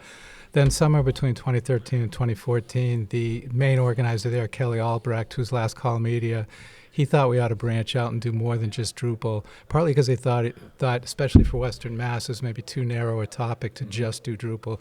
So he suggests that we do a summit that's about anything tech, basically. So NERD stands for New England Regional Developers, so he started a nonprofit company to focus on that. Nerd Summit's what its annual conference is called, and we've been doing that ever since 2014. We missed 1 year, 2022, where everybody just got tired of doing it because of COVID and stuff. Right. But otherwise, we've done it every year. So this will be the 9th year in 2024. Nerd Summit is about basically anything tech, anything from the Raspberry Pi training that you do, which is hardware related, to how to get a job in tech, to more advanced tech stuff, or JavaScript frameworks, whatever you want to talk about. So it's a wide range, project management, design. So it's a wide range of topics, basically anything tech. It's mostly software, mostly web development, but some hardware, some other topics. We've had some really cool keynotes in the past. Like last year we had one called The Art of Live Coding, which was about live coding music and graphics on the fly, which is kind of cool. I recommend you look at that YouTube if you don't know what that is. And then Creativity Under Constraint, which was a guy who was a Lego specialist, and he came, and the constraint was a little Lego kit, and he passed them out to the audience and told them to do something, and they all came back with different things that they did. So that was the constraint, was what Legos you had. So that was kind of a fun keynote. So we like to do fun things, not just tech things, like tech that's fun, if where possible, or different or interesting. Right. You do have trainings there as well? Yep. We have trainings. In the past, it's been, last year we did a Friday, Saturday conference with trainings on Sunday. The problem with that is that too many people don't show up on Sunday, and so this year we're going to have it be Friday and Saturday, the same Friday and Saturday, but we're going to do the trainings on the same days that the sessions are, which is good and bad. Like, it's bad in that if you're doing the training, you can't go to sessions or vice versa. But we just feel like it's better to do it that way than to have a separate day for trainings. So tell us about 2024. Do you have dates yet? Yep, March 8th and March 9th. Oh, that's right around the corner. Yep. Okay. That's a Friday and a Saturday. It takes place at UMass Amherst. This year we're doing it in the campus center, which is their convention center. Okay. In the past we've done it in buildings that we kind of got for free, but it was a little bit sketchy about whether we get booted out or not. So we finally decided to do it in the campus center. We did it a few years back in the campus center too. We're going to be on the 8th and 9th floors for the sessions, and the 11th floor for the keynote in the general hangout room. If people have been before, that's where we had the party in past years. The party was on the 11th floor of the hotel. So it's kind of a cool setup this year. Yeah, it's a great conference. I've been going, super enjoy seeing just other tech-related stuff. Yeah. If someone wanted to submit a session or do a training or sponsor, are those opportunities still open for everybody? Yeah, we just opened session submissions. We're definitely looking for sponsors badly, so please consider that. I mean, even if we can get like $250 sponsors, that would be a great boost. So, but the sponsorship ranges from $250 to $4,000 is the most expensive. Go to nerdsummit.org, and then all of the information is at /info. So nerdsummit.org/info. All right, great. Yeah. Well, thanks for all your help with NEDCamp all these years. Yeah. And we'll see you in March. All right. Thanks a lot, Stephen. All right. Hello. I am back with Ivan Stegic, the CEO of 10-7. I'd like to thank you. And I'd like to thank you for joining us. Thank you for having me. Can we start with just tell our listeners a little bit about yourself? Sure. I'm the CEO of 10-7. We are a Drupal UX agency that is headquartered in Minneapolis. Our mission is to make things that matter, and we've been doing Drupal since 2007. Okay. It's been a while. I have a background in physics and psychology, so I used to be an R&D scientist. We used to make optical Okay. media, but then I worked for a startup and burned out and kind of fell into Drupal and started a company. I feel like a lot of people fell into Drupal some way or the other Yeah, over the years. So yeah. I definitely want to dive into the physics stuff before I do, I had a couple questions because I attended your talk earlier, and this isn't a NEDCamp specific podcast, but one of the common themes of your talk was about having empathy when you're communicating, and I was wondering, how do you implement that on a project basis? How do you make sure that you're thinking of that aspect whenever you're interacting with your clients? That's a good question. So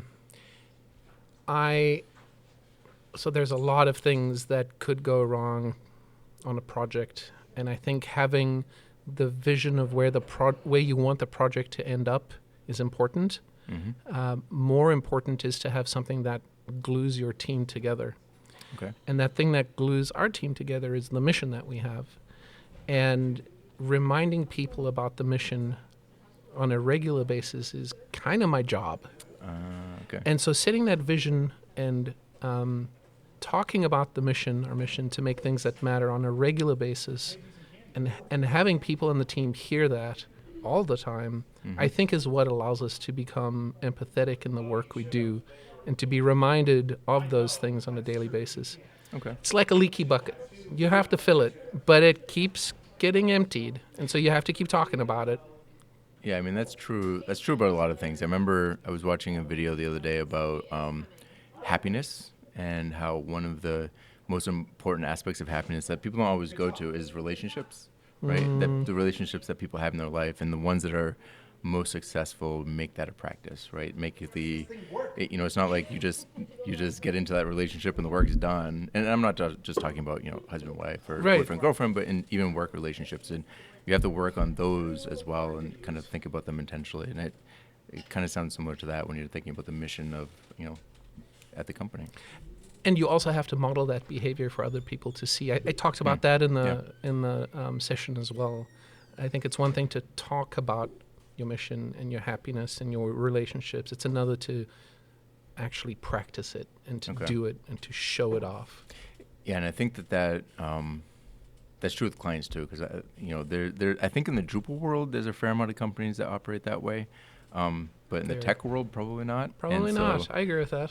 So sometimes I think it's an education process, and you have to work with your clients that way too. This is fascinating, but I'm also really fascinated about the physics side. Okay. I'm an engineering person by heart, so I'm curious. What kinds of what's your interest in physics? Like, what did you kind of work on? Well, one of my focuses in my graduate studies was on something called electrochromic materials. Okay. So those are materials that change phase or change their properties when you apply a current. Okay. And one of the things I worked on was electrochromic glass. This was back in the 90s. So those ones that become opaque when you put power. You're or right vice on, versa? right on. Yeah, Okay. exactly that. And so that was an interest that I had. And then I ended up at Emation making optical discs. Okay. And so that transferred really nicely because there's a whole bunch of physics that has to happen with CD, DVD, Blu-ray, all of that stuff. Yeah. I mean, I guess when you think about it, it's obvious, but when you think about it, yes. And I think this actually segues nicely to, we happen to have a client called sageglass.com. Okay. Sageglass, that's their website. But they are they call it smart glass now. Okay. And that's the full circle of my job now and the work I used to do in physics, because they are actually living and breathing electrochromic materials. And so on mass scale. Are those like the ones that you can kind of see through, but also you can have like as a display, or is it something different? Actually, both. Okay. So it might be glass on a commercial building that's completely transparent, and if they want to control the amounts of heat and light that goes into the building, they've got the ability to intelligently change the opacity of the glass. I need that for my living room. Yeah, and then that controls how much heat comes into the building and how much it leaves. Wow. That's so cool. And then they kind of have some R&D stuff where they're building displays into glass as well. Okay. I don't know how they're going to use it yet, but I've seen it. I mean, the technology just around color and that kind of stuff is fascinating. When I was in college, I worked on, it wasn't electrical, but it was acid base related, and the idea was that they would fill when they have like a petri dish and they feed whatever they're studying. Like right now, they have to just kind of monitor it kind of manually and be like, okay, this needs this. They check the pH. Like this needs this food. This needs that. But the idea is they would have like a gel that would have nutrients, and then as the nutrients get consumed, the pH would go up, down because it becomes more acidic, and it would change the color. So then they could have. So you could immediately see where they could the have like changes a are. camera that just sees like that one's red, go change X, and so not instead of having one person for every, I don't know the number exactly anymore, but for every 10, they could have one person for 100 or Okay. 200. Smart. And, That's cool. I love like, science. Yeah, the chemistry around color. And I remember one of the big things, which you probably know more than me about this. Again, it's more chemical than electrical, but like instant photographs, like the amount of chemistry that's like in a Polaroid, like It's just those insane. colors. Yeah. Like, I remember looking at that, and there's like 30 layers, and like I'm like, oh my god, How does this even work? And they did it in the 70s or 60s, like, Right. like, my god. I was just talking about this with someone yesterday. We were talking about how photographs that are analog. Okay. When you think about it, their resolution is actually higher than any digital resolution we have today because they're all at the at the molecular level. I never even thought about that. Right? And so that's how they can do remastering. If you take it in focus, unlike me. If you take it in focus. Yeah. So you can see when they restore and remaster old That's old fascinating. movies that have done Yeah. on film, they Yeah. can do that because they can do a high resolution scan of something analog that's really molecular in nature, right? Yeah. No, Yeah. That's fascinating. We went down the science route here. Yeah, like, That's okay. This was supposed to be about Drupal, but like I said, I saw in your bio, you mentioned it in your talk, and I was fascinated. But before we close out, is there anything you'd like to share with our listeners that they should, keep an eye out for? You're giving me the opportunity to market myself and my company, and then nothing comes to mind except if there are agents or if there are higher ed governments or nonprofits that are listening to this and need their teams augmented with solid specialists that have empathy in Drupal.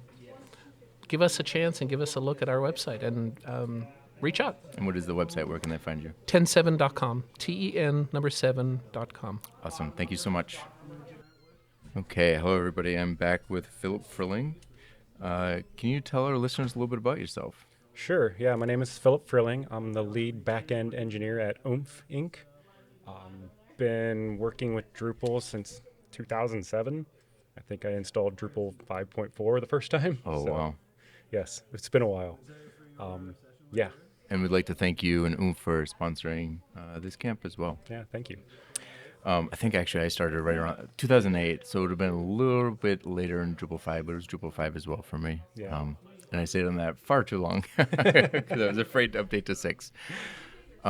So I'd like to start with, again, this isn't a NEDCamp specific show, but you gave a talk today on a module that you've been working on with your team members. And I'd like to hear a little bit about shared field display settings, or SFDS. Sure. What does it do? So shared field display settings kind of came from my colleague Jordan Caldwell at DrupalCon. He came to me with this idea, and he's like, managing display modes, and especially the field settings across many content types, is difficult. It's challenging. Yeah. You have to configure every single field for every single display mode. Wouldn't it be great if we could share those settings? Because a lot of times they're all the same. And so that's kind of what this new module does. It will let you set a default setting, and it will then be used across all of the display modes for an entity. So I think at its root, one of the things it really does is allow you to update. Like if you have a field that you're reusing a bunch of places and you need to change something about it, and it's supposed to be global, it makes that process one step rather than 50 steps, right? Correct. Yeah. So you can set a default. Like I want my article display mode to be the default, the source of truth for the settings of this field, and that will then go across all of the fields for every display mode. And the real driver for this particular case, I think, that started it was responsive image styles, right? Which came out of. Well, so I think really what started it is we had a project that had like 8 teaser views. They were all varied slightly, but a lot of the same settings were, or a lot of the same fields were used across each of them. So think of a headline, right? Mm-hmm. That field was used on all 8 of those teasers. And when we had to change a setting on that, we had to change it in 8 places. Oh, wow. So yeah, that's kind of what prompted this module. I think we've all had that problem. I had a compound problem, and I thought of this during your talk, and I thought I would embarrass myself slightly and share the story. But I had a project that I started early in the Drupal 8 development cycle, and for whatever reason, I decided that display modes weren't the way to go for this project, and that I should have a separate field for every content type, even if they are technically kind of the same. And to justify myself a little bit, it was early in the Drupal 8 process, and I was feeding everything into individual templates. So I needed to be able to split the fields out, and I wanted to be able to look at a template and quickly know which field it's related to. I realized that was a mistake, but it just became technical debt. And the funny thing is, the responsive image styles is the thing that really made me go back and fix that, because I had to kind of update the display mode of all the images and get them into display modes to make it easier to get the right image in the right place with the right time. And so I was like, I'm not going to do this for 50 different fields. I need to consolidate them into one. Right. And so as I was doing that, man, it'd be really nice if I could just like have it one place to edit these. And I did that, I think, over the summer. So maybe a couple months too early, but definitely looking forward to trying this out on new projects to see if it makes that management easier. Yeah. I would encourage everybody to try it, because in our initial beta testing, it's working really well, and it'll work with view modes, it'll work with form modes, and it will work with any content entity. So think commerce products, think block, custom blocks. Works with anything that's fieldable. I'm curious what your plans are for support moving forward, because I'm on a few modules, but not generally as the main maintainer. I recently started a module that's gaining a little bit of traction, and I'm starting to see what it's like to actually maintain a module that's for other, like a lot of the other ones I jumped on to get Drupal 10 support or get Drupal 9 support. Like I'm not really maintaining the module, I'm just trying to get it out the door and help other people. But building something from scratch, I feel more ownership over that one. I'm curious what your plans are for support for the module and how that's going to go. Yeah, I mean, we plan to support it as long as long as time allows. Obviously, we could probably use some help, but right now we just need some testers but I mean, longer term, we have a vision for how this can go, and I think it would be really valuable, and I think it could be a good addition to core at some point in time, which would be awesome. But it's a high bar. I've been doing some core patches recently. It's a high bar. Yes. I understand that, and we are actually putting tests in as we go. So that's great to help with that. Oh no, that's definitely great. But yeah, we definitely plan to support it for as long as we can. Awesome. Before we close out, is there anything you'd like to share with our listeners? Yeah, just check out the module, please. It's in an alpha state. It's at project/SFDS. Please test it and leave some issues for us. Awesome. Thank you so much, Philip. All right. Thank you. Hello, everybody. I am back with Chris Amato with Nectar. First of all, I'd like to thank you for sponsoring NEDCamp. Yep. And can you tell our listeners a little bit about yourself? Sure. Chris Amato. I've been running Nectar, which is just straight up web development, for about 20 years now. It's been a while. Oh, wow. Yeah, but mostly Drupal. A little other technology sprinkled in, but like mostly Drupal. I feel like once you start using Drupal, it's hard to really get away for a long time. There's other great tech, but it solves so many problems. And the community is great. So yes. I did notice when I was getting ready for this that you have a few stat-related modules, and in particular the paragraph stats module. Can you tell us a little bit about that? Sure. Well, we've recently been doing a lot of work with a number of big university sites that have very large legacy systems. Okay. But interestingly and excitingly, what we're inheriting are really well-built Drupal sites. Really? That have paragraphs implemented absolutely beautifully. It just makes me so happy to have inherited that, as opposed to sort of introducing it and sort of pitching it. That's a given. And in a number of these sites, the big question is, sometimes there's a lot of paragraphs, 30, 40 paragraphs we're seeing, a lot of micro templates, very granular definitions, like a paragraph that's literally just a CTA. Yeah. Which is kind of like, wow, they're really going with the paragraph model. Great. Of these 35, which ones are you using? 1 second.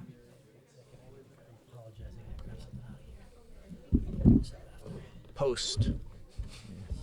We'll edit it in post. Okay. So you're saying that there's 35 modules and CTAs and 35 just paragraphs, types, micro templates. And the question to the client is, oh, great, we're redesigning your site. Are you using all of these? And their answer was like, we're using like a lot of them. Well, which ones? Which ones are you using a lot? Which ones are you using? Should we redesign these? Should we continue to maintain them or not? It's a kind of microcosm of content types. Yeah. Or templates or whatever. And the answer was like, I don't know. We just have to think about it and review. And I'm like, man, that's a tough way to go. How about we build something that you see in a glance visually, like which ones you're using and where? That's actually a problem that I run into a lot for these, even the sites that I built from scratch and maintained for years. Like sometimes you have components that are used by other components and seeing like, is this used by itself? Is it used by this one? Is it used by that one? What page is it on when it's nested to rarely 3D? Does this module help show you it does. What page it's on to? It basically creates a matrix of not just the usage in general, like a raw number, but it also maps it in a matrix to the template or the content type that it's being used under. And so you can drill down in 2 axes. Like you can see, how is this paragraph being utilized in this context, and how is it being utilized in this context? Or is it not applicable? And a lot of decisions are often made like, okay, we've got 35 paragraphs, but they're not all available on every content type. Yeah.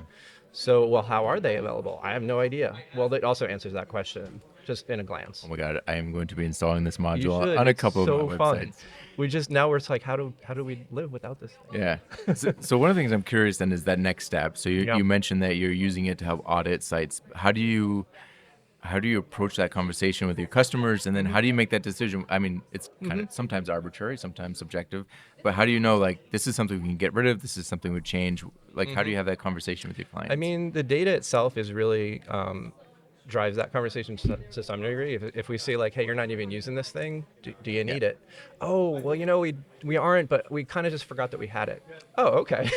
So keep using it then, or extend it. In terms of the module itself, we realized, there's other data that can be visualized. How is taxonomy used? Not just like, what are the counts, but what are the counts per context? Yeah. So that's a tricky one, right? You can sort of deduce that, but it's a little nice to just see it. Yeah. Yeah.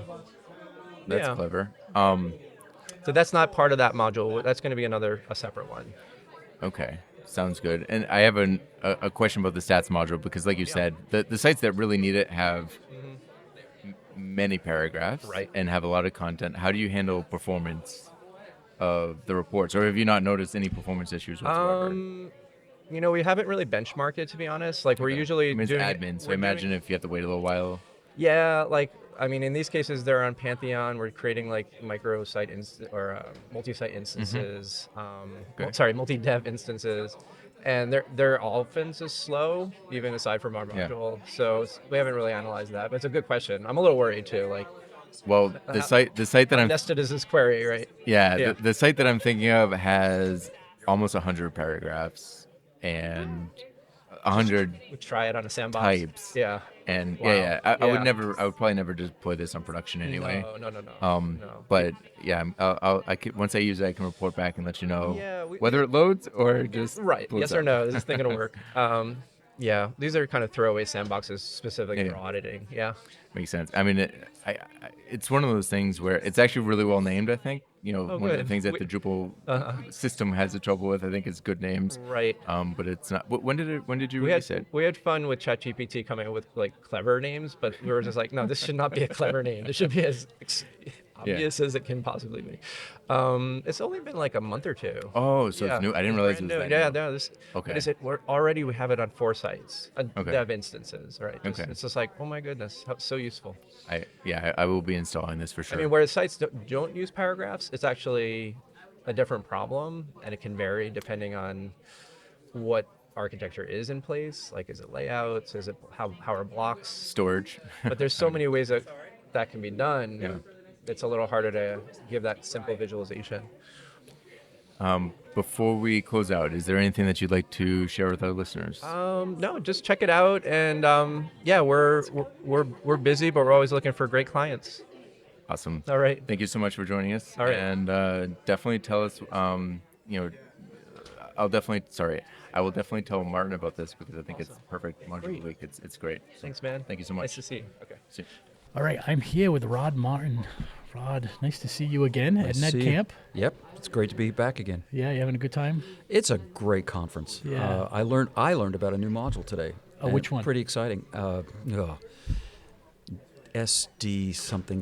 Okay, It's the one where all of your settings for, say, the body field can be propagated across all content types. Yeah. Oh, so, okay. You're not having to set that up on every single display view or display mode. Yeah.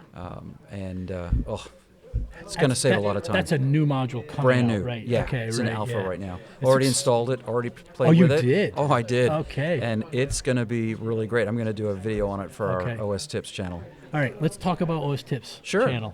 So weekly, we do on OS Training's YouTube channel, we do a thing called OS Tips. Mm-hmm.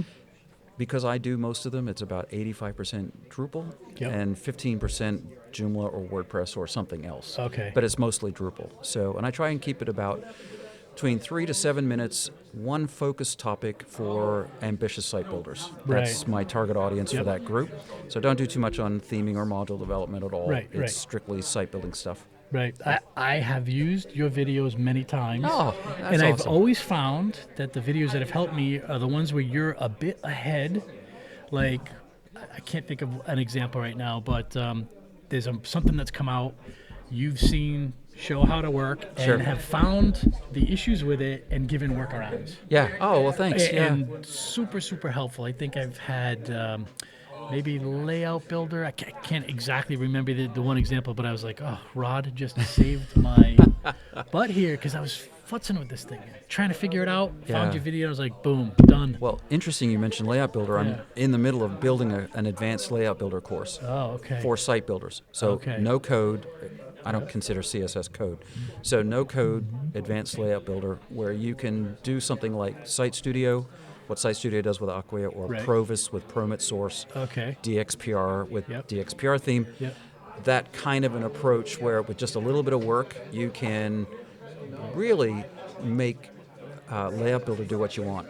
And so I'm combining a bunch of the contributed modules, and in the course, I'm going to make recommendations of which ones you should set up, how you can set them up quickly, and things like that. So I'm in the middle of doing that right now, and it's looking pretty good. I'm pretty excited about it. Is that an in-person course or a digital? Well, it's going to be video on OS Training at this point. I'd love to make it an in-person course. I think Leslie asked me to do a 1-hour webinar for for the government podcast or webinar that they do.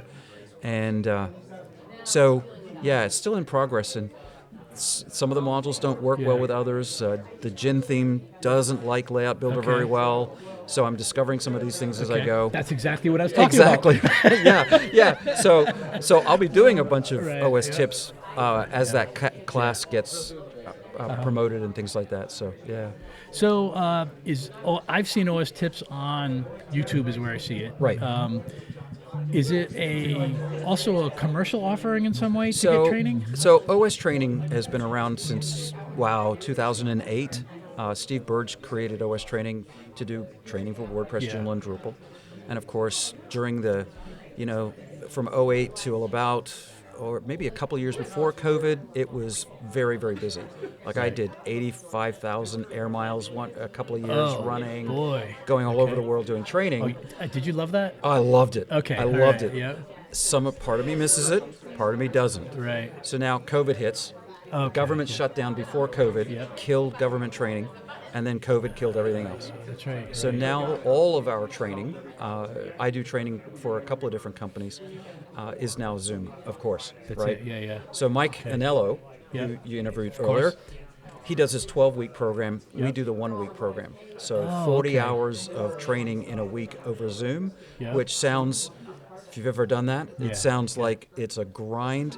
Yep. And it is, but we've found some ways to make it pretty good and pretty entertaining, and so I do that for I do most of Acquia's new client training, Promit Source training, and then OS training is mostly video training. Okay. So OS training it's a paid service. It's not expensive. I think it's $75 a year, and you can get there's always discounts going on. Oh boy! So that layout builder class will be there behind the okay. gate, because they're paying for it. And then, but I'll be putting snippets out and tips out about it as we go. So, what is the most popular training that you have seen over the last 3 or 4 years? Okay, so in terms of people viewing them, this is crazy. I have a YouTube course from the day Drupal 8 launched that has over 4 million views. Oh, and boy. people are still watching it. They are still watching Guys, it. if you're watching that course, please stop.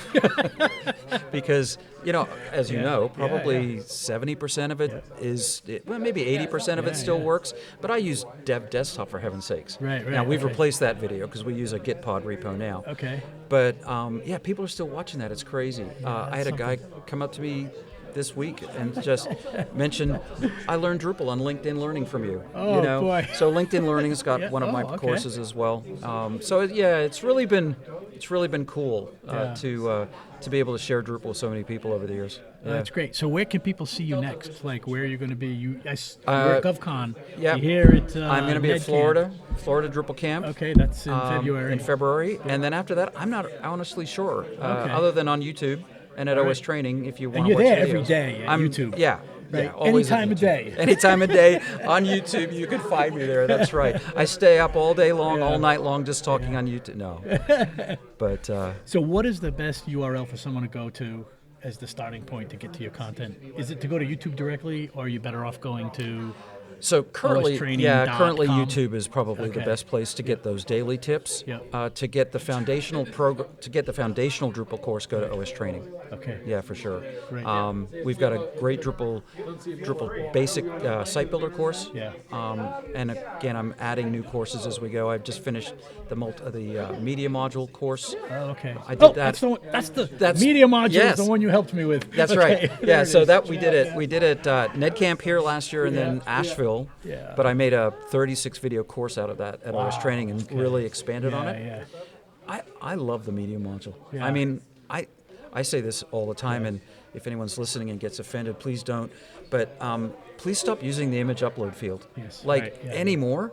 No need anymore. Right No. now. Right. Use the media module because there's nothing you can't do with it. Right. And you can build a true digital asset management system with it with just a few tweaks, and it's really fun. That's good. So that's a good tip. If you want to learn media module, head over to OS Training and check out the go. training there. All right, great. We'll be releasing a lot more this year as we go as well. So. Great. Well, thanks for coming to NEDCamp again. Thank you. I appreciate it. And, it was a blast. And you saw we have our dates announced. I saw that. Mark them in your calendar. That's right. I got them down. It'll be great to come back. All right. Nice to see you again, Rod. All right. Thanks so much. Take care.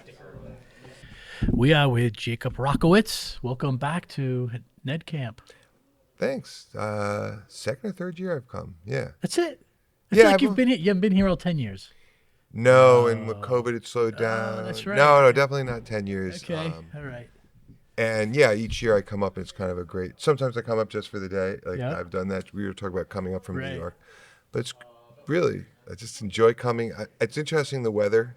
Now it's even warmer. Yeah. I get a global warming joke. Right. It's 1 degree warmer. I'm like the whole world is 1 degree warmer here. Right. Now it's actually pretty, and you could go for a hike. And I've come and it's been snow on the ground. Right. That's right.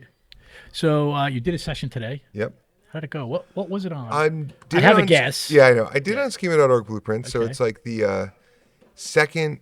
I've been working on the project for 2 years. Right. And what's good is the deck keeps getting more and more refined. In some ways, what's happened is it's just shifted from being, what is this, to what can you do with this, and getting more into implementation and people leveraging it. And it's nice to kind of sort that out in the deck and also get feedback from people. Like one of the things I got from Mike Anello was like, less slides, more demo.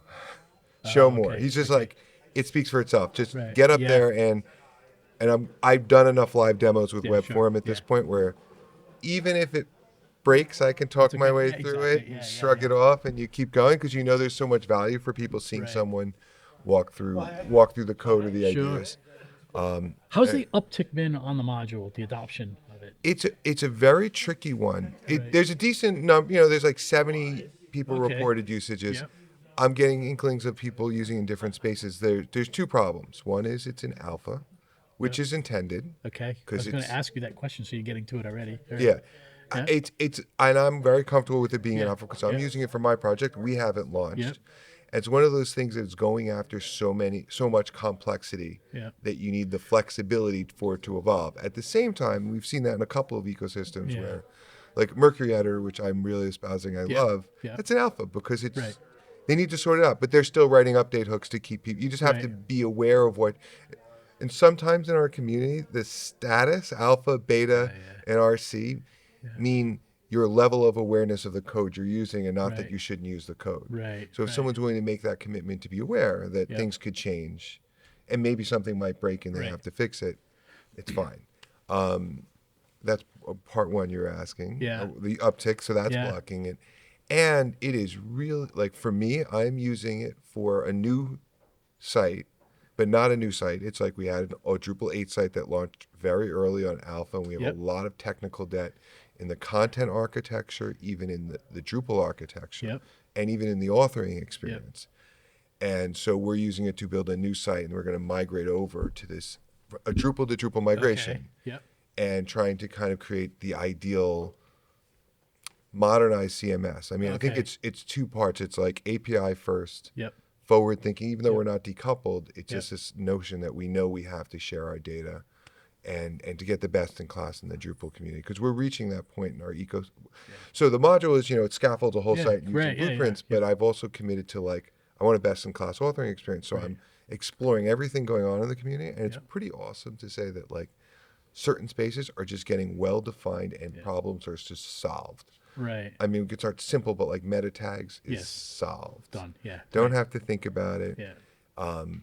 And even little to the gin admin theme to me is kind of setting the bar in the exact right place for.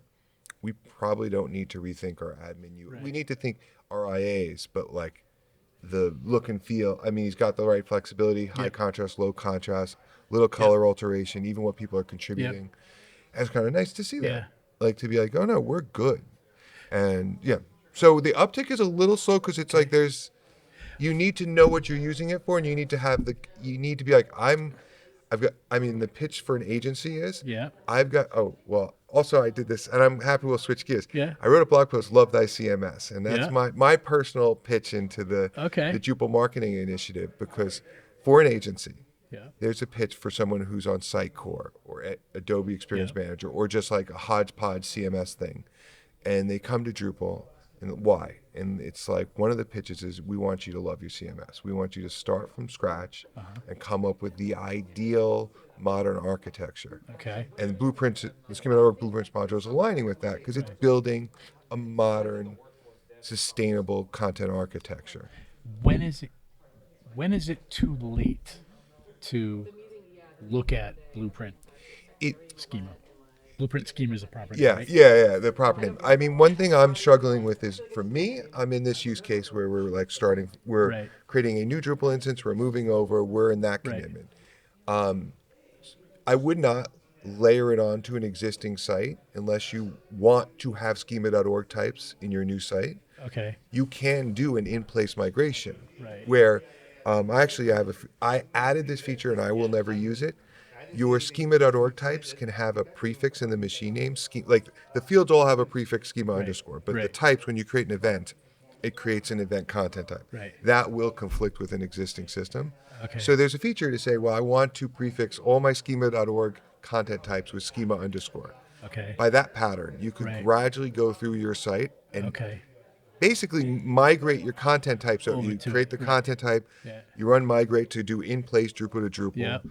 Transform your data, and now you've got, and I'd push in that direction if someone was like, we're taking our monolithic coupled Drupal site, we want to decouple, and we need a clean IA content architecture, or we're getting these requirements outside. That's another approach that I think is very viable. I mean, I personally I'm thinking more heavily moving forward. Once we get the site in a good place, is how do we iterate on the content types? Right. What are the tools? Yeah. I mean, someone just did a session today about a tool to synchronize all your fields. And I can't remember the name of it because it's like brand new module. Brand new module. Yeah. But to sync all your field data across multiple bundles. Right. That's the type of tooling we have to start thinking about to maintain our sites and make it easier. Right. And that mistake happens all the time. Right. Your data gets out of sync. Yeah. And, all right, we're off topic on that. No, wait. Keep going. Yeah, we're good. So my hope is if my session gets into DrupalCon, maybe I want to tag a beta to kind of set that bar. I also split off. It's broken down now into like a lot of like there's a lot of submodules in the core. And they're all integration. People get completely overwhelmed by that. And I'm like, no, it's meant to be, if we need meta tag support, here's a module to do it. Yeah. Don't need meta tag support, turn it off. Don't put it on. Have a bug with meta tag support, you know what code you're going into. Right. With that, I've split off like a lot of stuff. There's a schema.org demo module. And frankly, that has little to do with schema.org or content modeling, but about making the best authoring experience and pulling the pieces together. Oh, okay. And that's just a demo with a lot of, like composer libraries files that you can include and be like, I need these enhancements. Yeah. And then there's an experimental, and I kind of like that I learned to do this, is like there's an experimental project. So if I'm working on an integration with like Mercury Editor or Layout Builder, Paragraphs Layout, which I'm not totally using, and that's complex, it's sitting in this experimental space, which has some tagging. Yeah. It's just calling out to people that, this is experiment. Oh, tagging releases, meaning like I am putting releases, I'll probably write update hooks, but just hints to someone this is experimental. Okay. And so this breaking this down into these smaller, let's call them packages, is making it possible for me to see how to move forward with a stable release. And I've learned a lot from past experience. Oh, I bet you have. Maintaining code. And I mean, I would even say in this project, there is some sort of definition of done. There is. There definitely is. It's take a schema.org type, bring it into Drupal. Yep. That's working. And then the other part is to have the APIs that as you're bringing it in, if you want to enhance it or turn on a feature, like that's why there's all the submodules. You want meta tags on every content type. You need a feature that does it. Right. It's a concrete goal. Right. And at some point, other people can start writing their own little plugins or maintaining it. But for me, even as a maintainer, I feel like there's some end, which is good. Right. I mean, you've been in the position where you didn't have an end. Yeah, webform doesn't have an end. Yeah, I mean, if I step down, it means someone else has to step up. Right. Because there is no end. It's just the nature of that beast. And the other part with blueprints, and it's important to emphasize to people, is it does wonderful things. Like it creates your scaffolding of a content architecture, but it's yours. Yeah. It's like gives you a baby and hands it off, and now it's your responsibility. There's not much responsibility for the code. Yeah. Which is also should encourage people to feel comfortable, because it just you can go in and tweak everything after the fact. It just speeds up.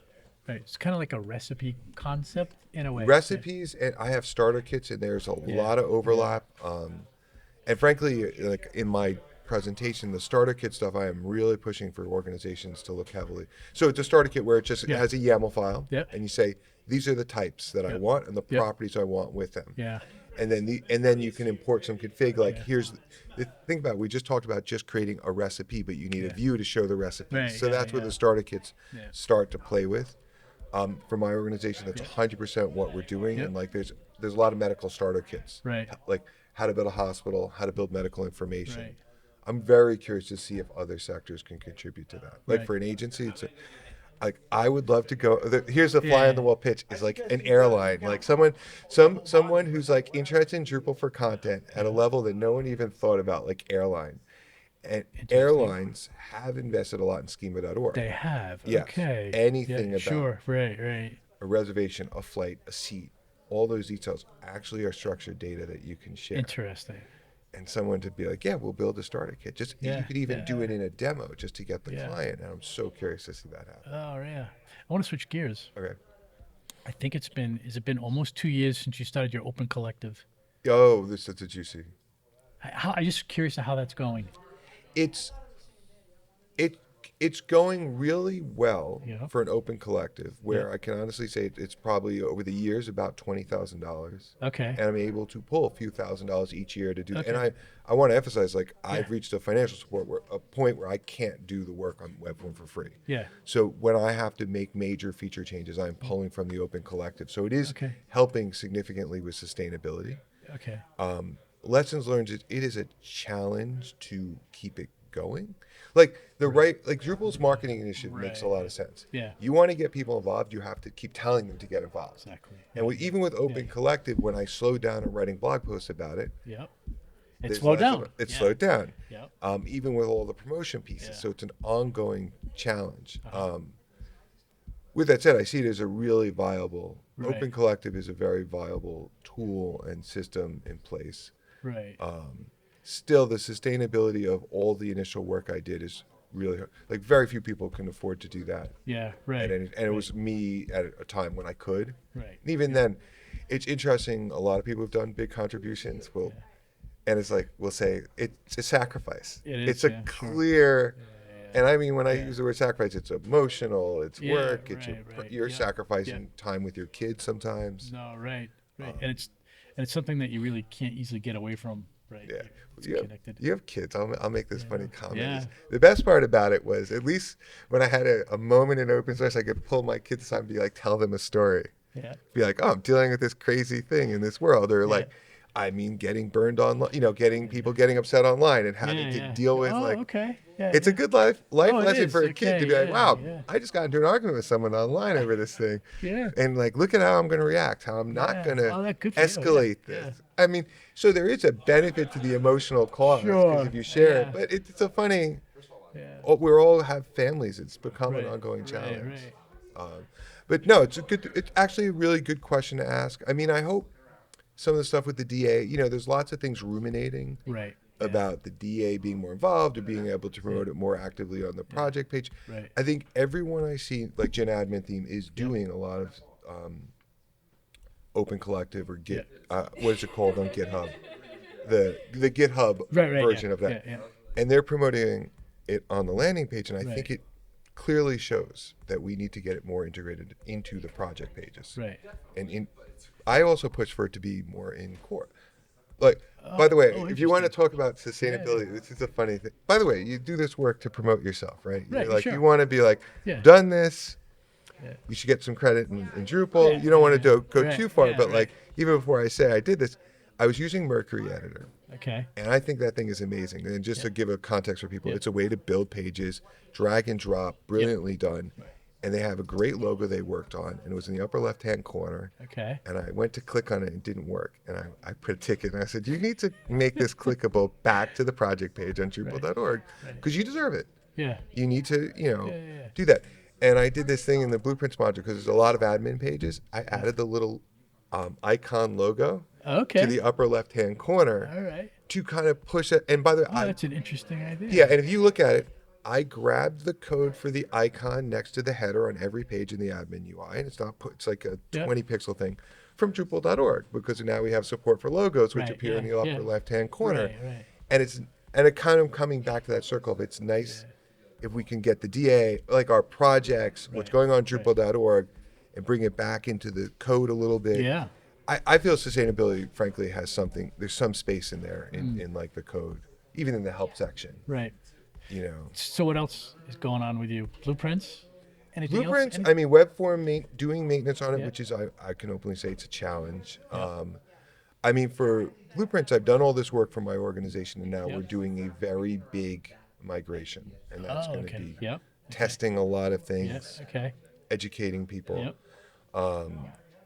What's good is I did a lot of we're going to get personal on this. Okay. Done a lot of documentation. Yeah. So I'm switching gears even on my team, because I stepped a lot back from doing a lot of CI/CD or DDev, and now I've been deep diving into those tools. Oh, okay. Yep. One example with DDev, like I've been like lazy doing homebrew for a long time. Okay. Yeah. And DDev's amazing. It is. And I got in there and I was like, okay, it's time to like get all the tooling that happens in GitLab CI on Drupal.org. Okay. And get that in DDev as quick commands. It's not hard. Like okay. running Interesting. PHP linting in unit tests is Yeah. People all do that. But Yeah. I was like, wait, there's spell check in core. Yeah. People don't even know that. I didn't know that. Yeah, core has C spell. They run okay. spell checking on all their code, Yeah. which is huge. I just want to emphasize how that's important that interesting. is. Yeah. You don't recall the last time you saw a variable name that was misspelled in core. Right. Yeah. You know, just an A mixed up with an I. Right. So I've been running those tooling. So I've been just playing more in the back end, trying to up Okay. my skills on that.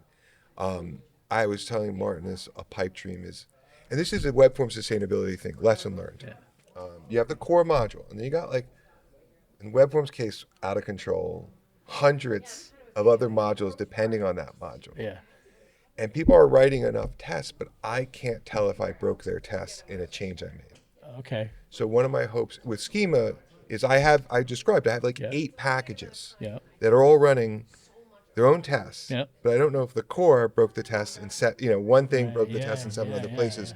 So I want to play with some more CI/CD stuff, like with GitHub Actions, to get spin up DDEV with an environment and run the test on these stack of modules. Interesting. All at the same time, and maybe distributions support that, but it's tricky. I don't know. Maybe that might be, but trying to think of a little sustainable, bigger picture, like how do you get?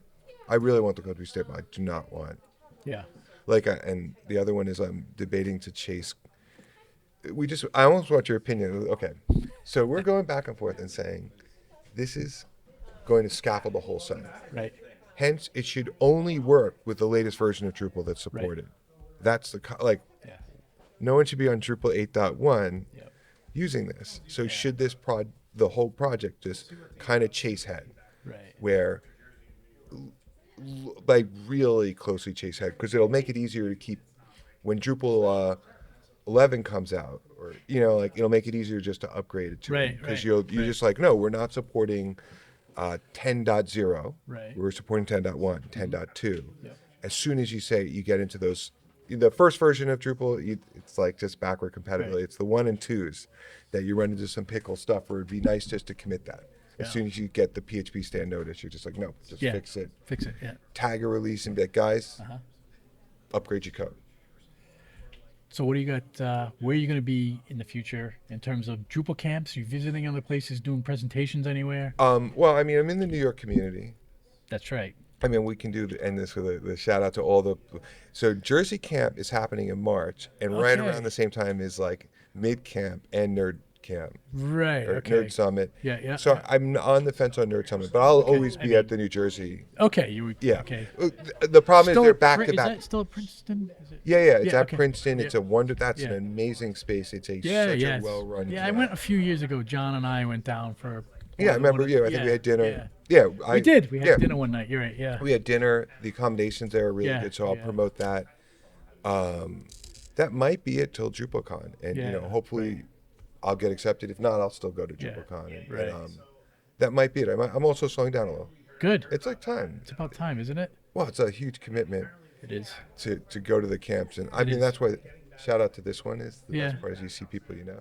Yeah. It's like built in like Mike Anello. It's like someone I have a good relationship with, and I kind of know his routine to be like, I get to catch up with him. Or you guys, I mean, that's why I kind of love coming here. And it's Rhode Island. But my challenge, I gave the challenge out of like food challenges. That's right. Well, I think we're still going for hot wieners tonight. Oh, that would be wonderful. All right, because I was like, I'm a New York snob. I'm like, so what is the special food in Providence? And I drove by that. What's it called?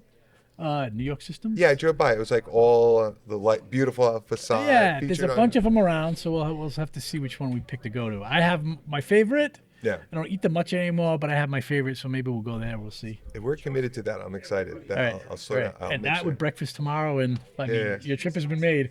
Exactly. And I get to get home on Sunday and spend a few, that's kind of why. It's a great timing, to have the Friday and Saturday. Yeah. Works really well. Great. Oh, cool. Thanks for stopping by. Cool. I'm here, the last interview of the day here at NEDCamp, and we are lucky to have our keynote speaker, Whitney Hess, with us. Speaker, author, executive coach. Does that sum it up? You got it. All right. Welcome. Thank you so much. I'm so grateful to get to do this with you. This is fun. So you live in Maine. I do. I just learned you're from New York. A native New Yorker, born and raised.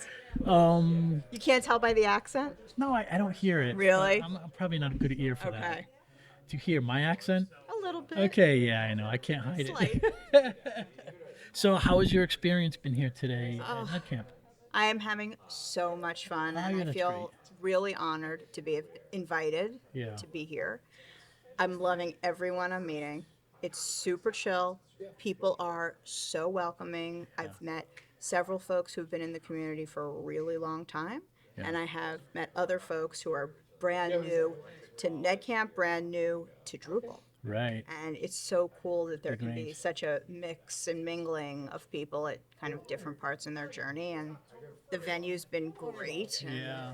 We ended up having a beautiful day. We did. The sun came out right around your keynote. Look at that. So sunshine. I'm very, very glad to be here. So your keynote was fantastic.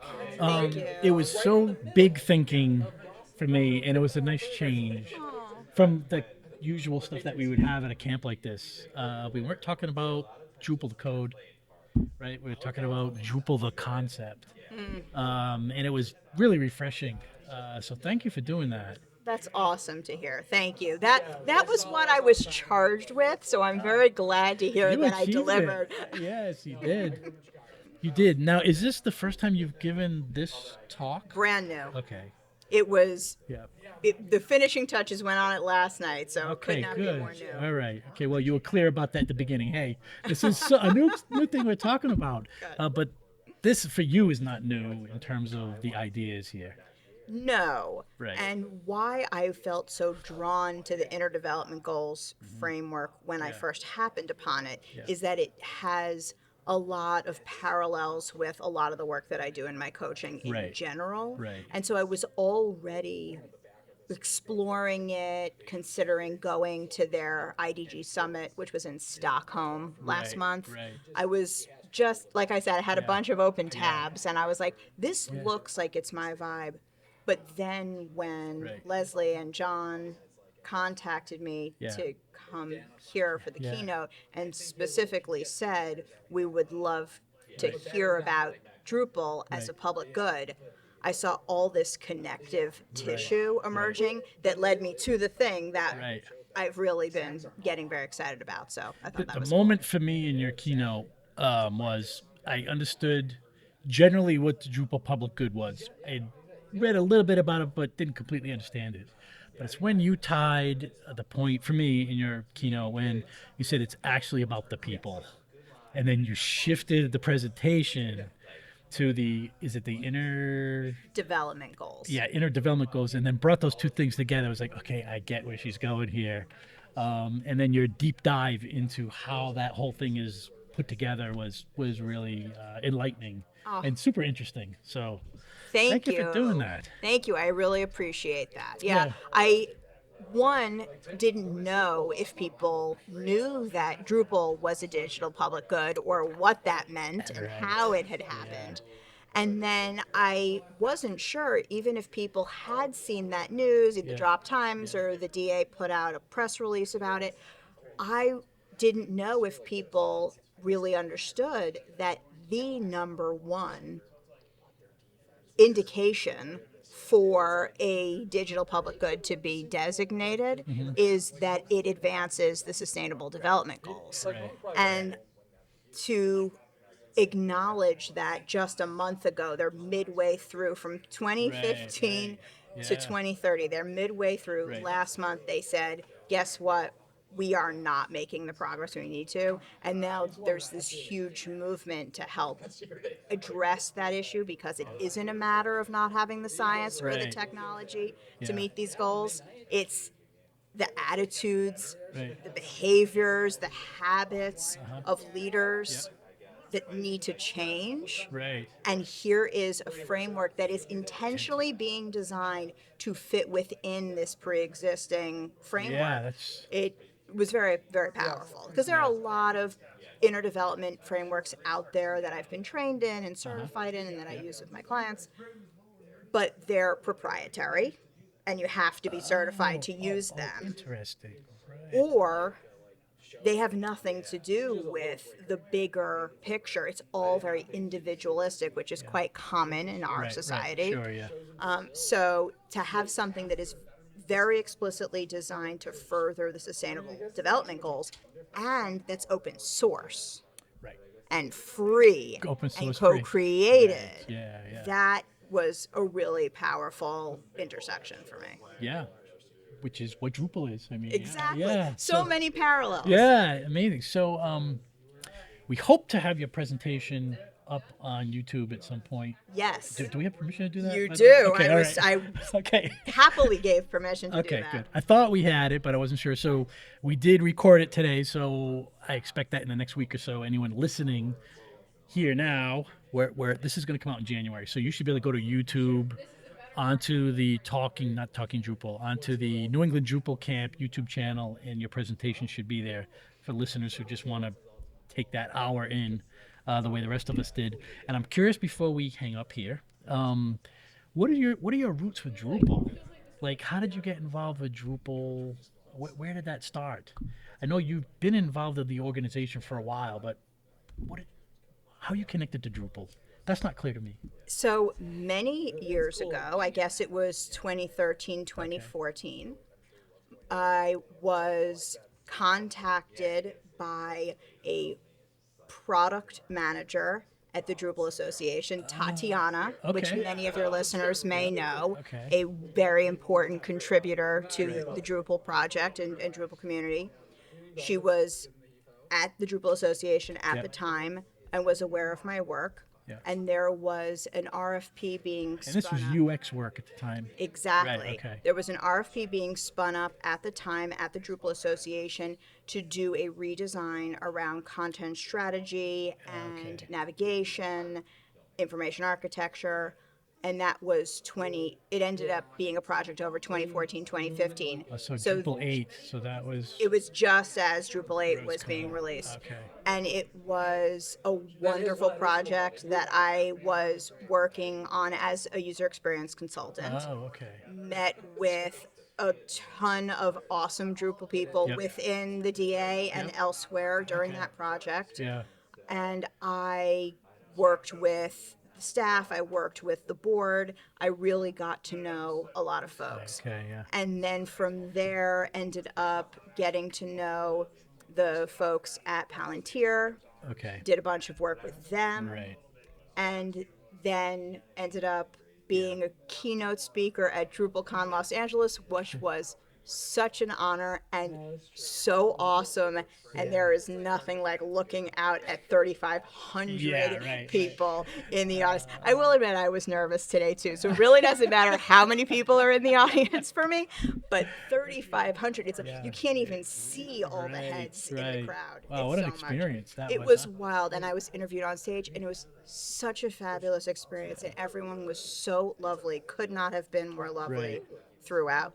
And then I was in the process of transitioning from UX consulting to coaching at that time. Yeah. And now I do executive coaching exclusively. Okay. And so because I had these relationships already, Nice, I was able to extend that and do executive coaching with the DA and with you've done that as yes, well. and other Drupal So your experiences. UX career is over? In a sense, I think of it more as a shift from the consulting to the coaching. Okay. A lot of my clients are still UX practitioners, leaders in product design, development.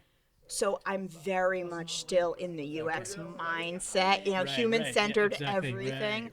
But I am not moving boxes around a wireframe anymore, and I'm not really conducting user research and things like I used to, but so much of the work that I used to do, the skills still apply to the work I do as a coach. So it feels where do people, if they want to see your work or reach out to you, where's the best place for them to do that? You could go to my website, whitneyhess.com. Okay. There's lots That seems of easy to information remember. there. Yeah. I'm very easy to find online. So I'm on all the socials. All the stuff. As Whitney Hess. And I welcome anyone who wants to talk about any of the stuff that we talked about today, their own inner development, the inner development of their teams, coaching, any topics at all that you want to talk to me about, I'm here for it. Well, you expressed that at the end of the keynote today. It seems like I think her phone might be ringing quite a bit, or she's going to get a lot of emails. I just, what would be the point, of doing the work to create the presentation, coming here, meeting people, to not continue the conversation? Exactly, right, it just feels so essential to me to be talking about all of this with people who are grappling with their own questions about how to find their way into it. Right. So I'm here for it, and anyone can email me at any time. I do not hide my email address anywhere. Whitney@whitneyhess.com. I am very open and findable, and great. Yeah. Well, thank you for taking a few minutes to sit with us, and you are in Maine, so maybe we'll see you here at a future New England Drupal camp. I would absolutely love that. We'll get you on the mailing list. Yes. All right. I might already be. All right. Okay. Thank you so much for doing this. It was nice to meet you. So great to meet you. All right. Bye-bye. Bye.